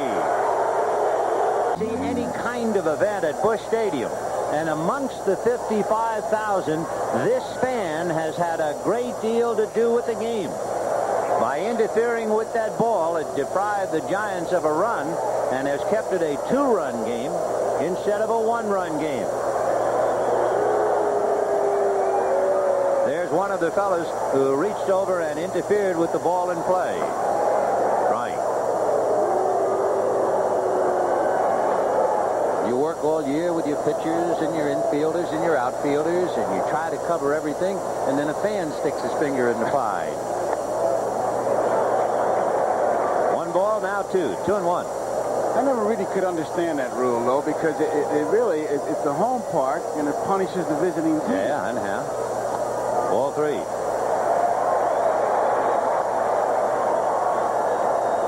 They have a basket out there, a wire netting that runs the length of the top of the wall in left center to center to try and prevent a fan from leaning over and catching a ball.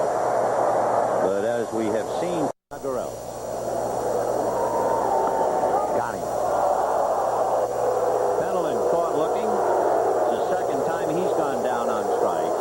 The Cardinals, needless to say, do not see eye to eye with John Kibler's judgment. But the dugout would appear to be quiet for the moment. Boy, they were growling at him while Daly was pitching with the bases loaded. Kurt Ford flied to right, grounded to third, single.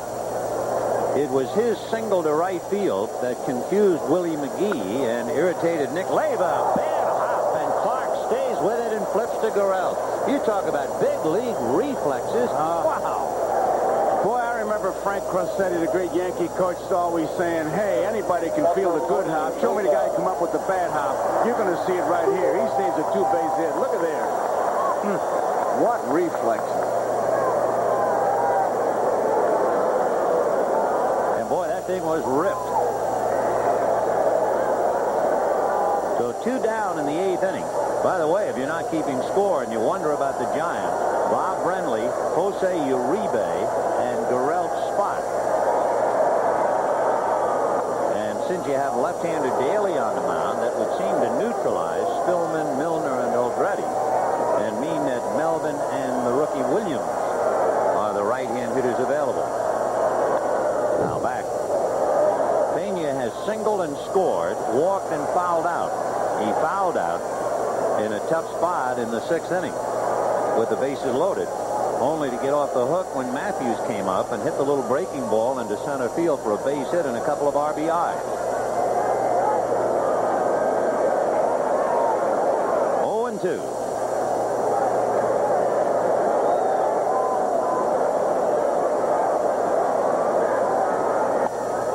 Might have gone after a bad ball. He put a little angry on that swing.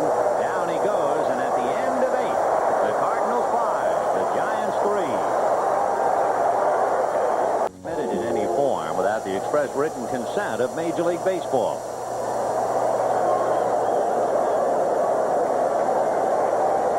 Danny Cox, who was supposed to pitch tonight and couldn't, and gave way to Greg Matthews, who's been the big story of the night. The question now is whether Cox will be available to pitch for the Cardinals Friday night at Candlestick. We do know John Tudor goes tomorrow against Dave Dravecki. And we also know that Ken Daly will open up the 9th inning against Bob Brenly and Jose Uribe. And he's backed up in the Cardinal bullpen by right-hander Bob Forsch and left-hander Ricky Horton. 5-3 St. Louis in the 9th. Been a tough night for Brenly. It started out promising when he threw out Vince Coleman trying to steal. But with the bat, Brenly has struck out twice and flied out. Strike. He's been behind the pitcher all night long. The pitchers have been getting ahead of him and making Brenly hit their pitch. No balls, 1 strike. High foul off to the right and out of play on the count 0-2. Full day tomorrow, remember. The National League at 3 p.m. Eastern. And Minnesota and Detroit in the American League tomorrow night. That would be 8 p.m. Eastern. 0-2 the count to Bob Brenly.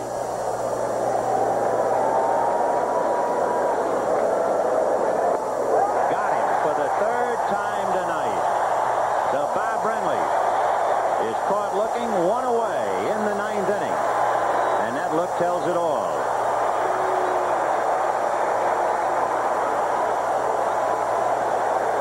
As slowly but surely we run out, we would like to thank a lot of folks.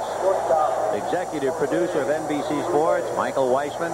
The coordinating producer and director of tonight's game, Harry Coyle. Bob Brenly doesn't feel like thanking anybody. The producer of tonight's game, John J. Filippelli. And the pregame producer, Steve Dance, and the pregame director, Richard Klein. And a reminder to stay tuned for local news at the conclusion of the ball game. And that's up the middle. So Uribe keeps the door open with a single to center, and Bob Melvin will come up and bat. They've already used fire, so now Melvin. You see how important that interference call is. Now, not interference, but that ground rule double for fans. 5-3 ball game. Tell you a difference if it's a 1-runner. Oh, it's a killer. And, of course, to take a point off the scoreboard is always bad news in any sport. Leonard walks in on the double by Maldonado, but is sent back and never scores. So it's 5-3 Cardinals in the 9th, 1 out. And here is Melvin. Right. Melvin, 1 for 8 as a pinch hitter. But hitting less than 200 for the year. And on deck, the leadoff man, Rob Thompson. 1 ball, 1 strike. They really don't expect, as we look at Roger Craig, Melvin to pull Daly. McGee is really in right center field. There's a big gap in left center field. That tells you what they think of Daly stuff.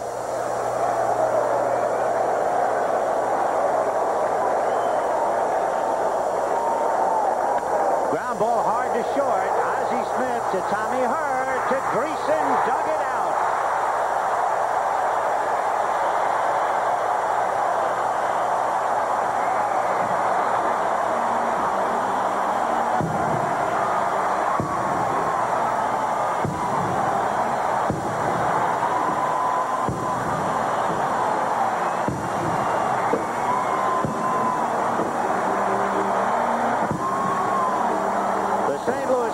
Who appeared so downcast over the loss of their starting pitcher, over the loss of Jack Clark.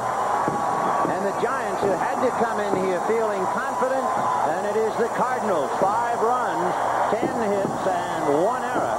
And the Giants, 3 runs, 7 hits, and 1 error.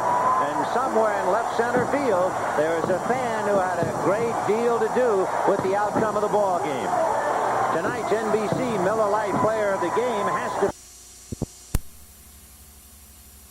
He gave the Cardinals. Yes, he did, and give Whitey Herzog some credit. As Brett Shandine said, he'll come up with something, and he certainly did. And by Rockets' red glare, the Cardinals beat the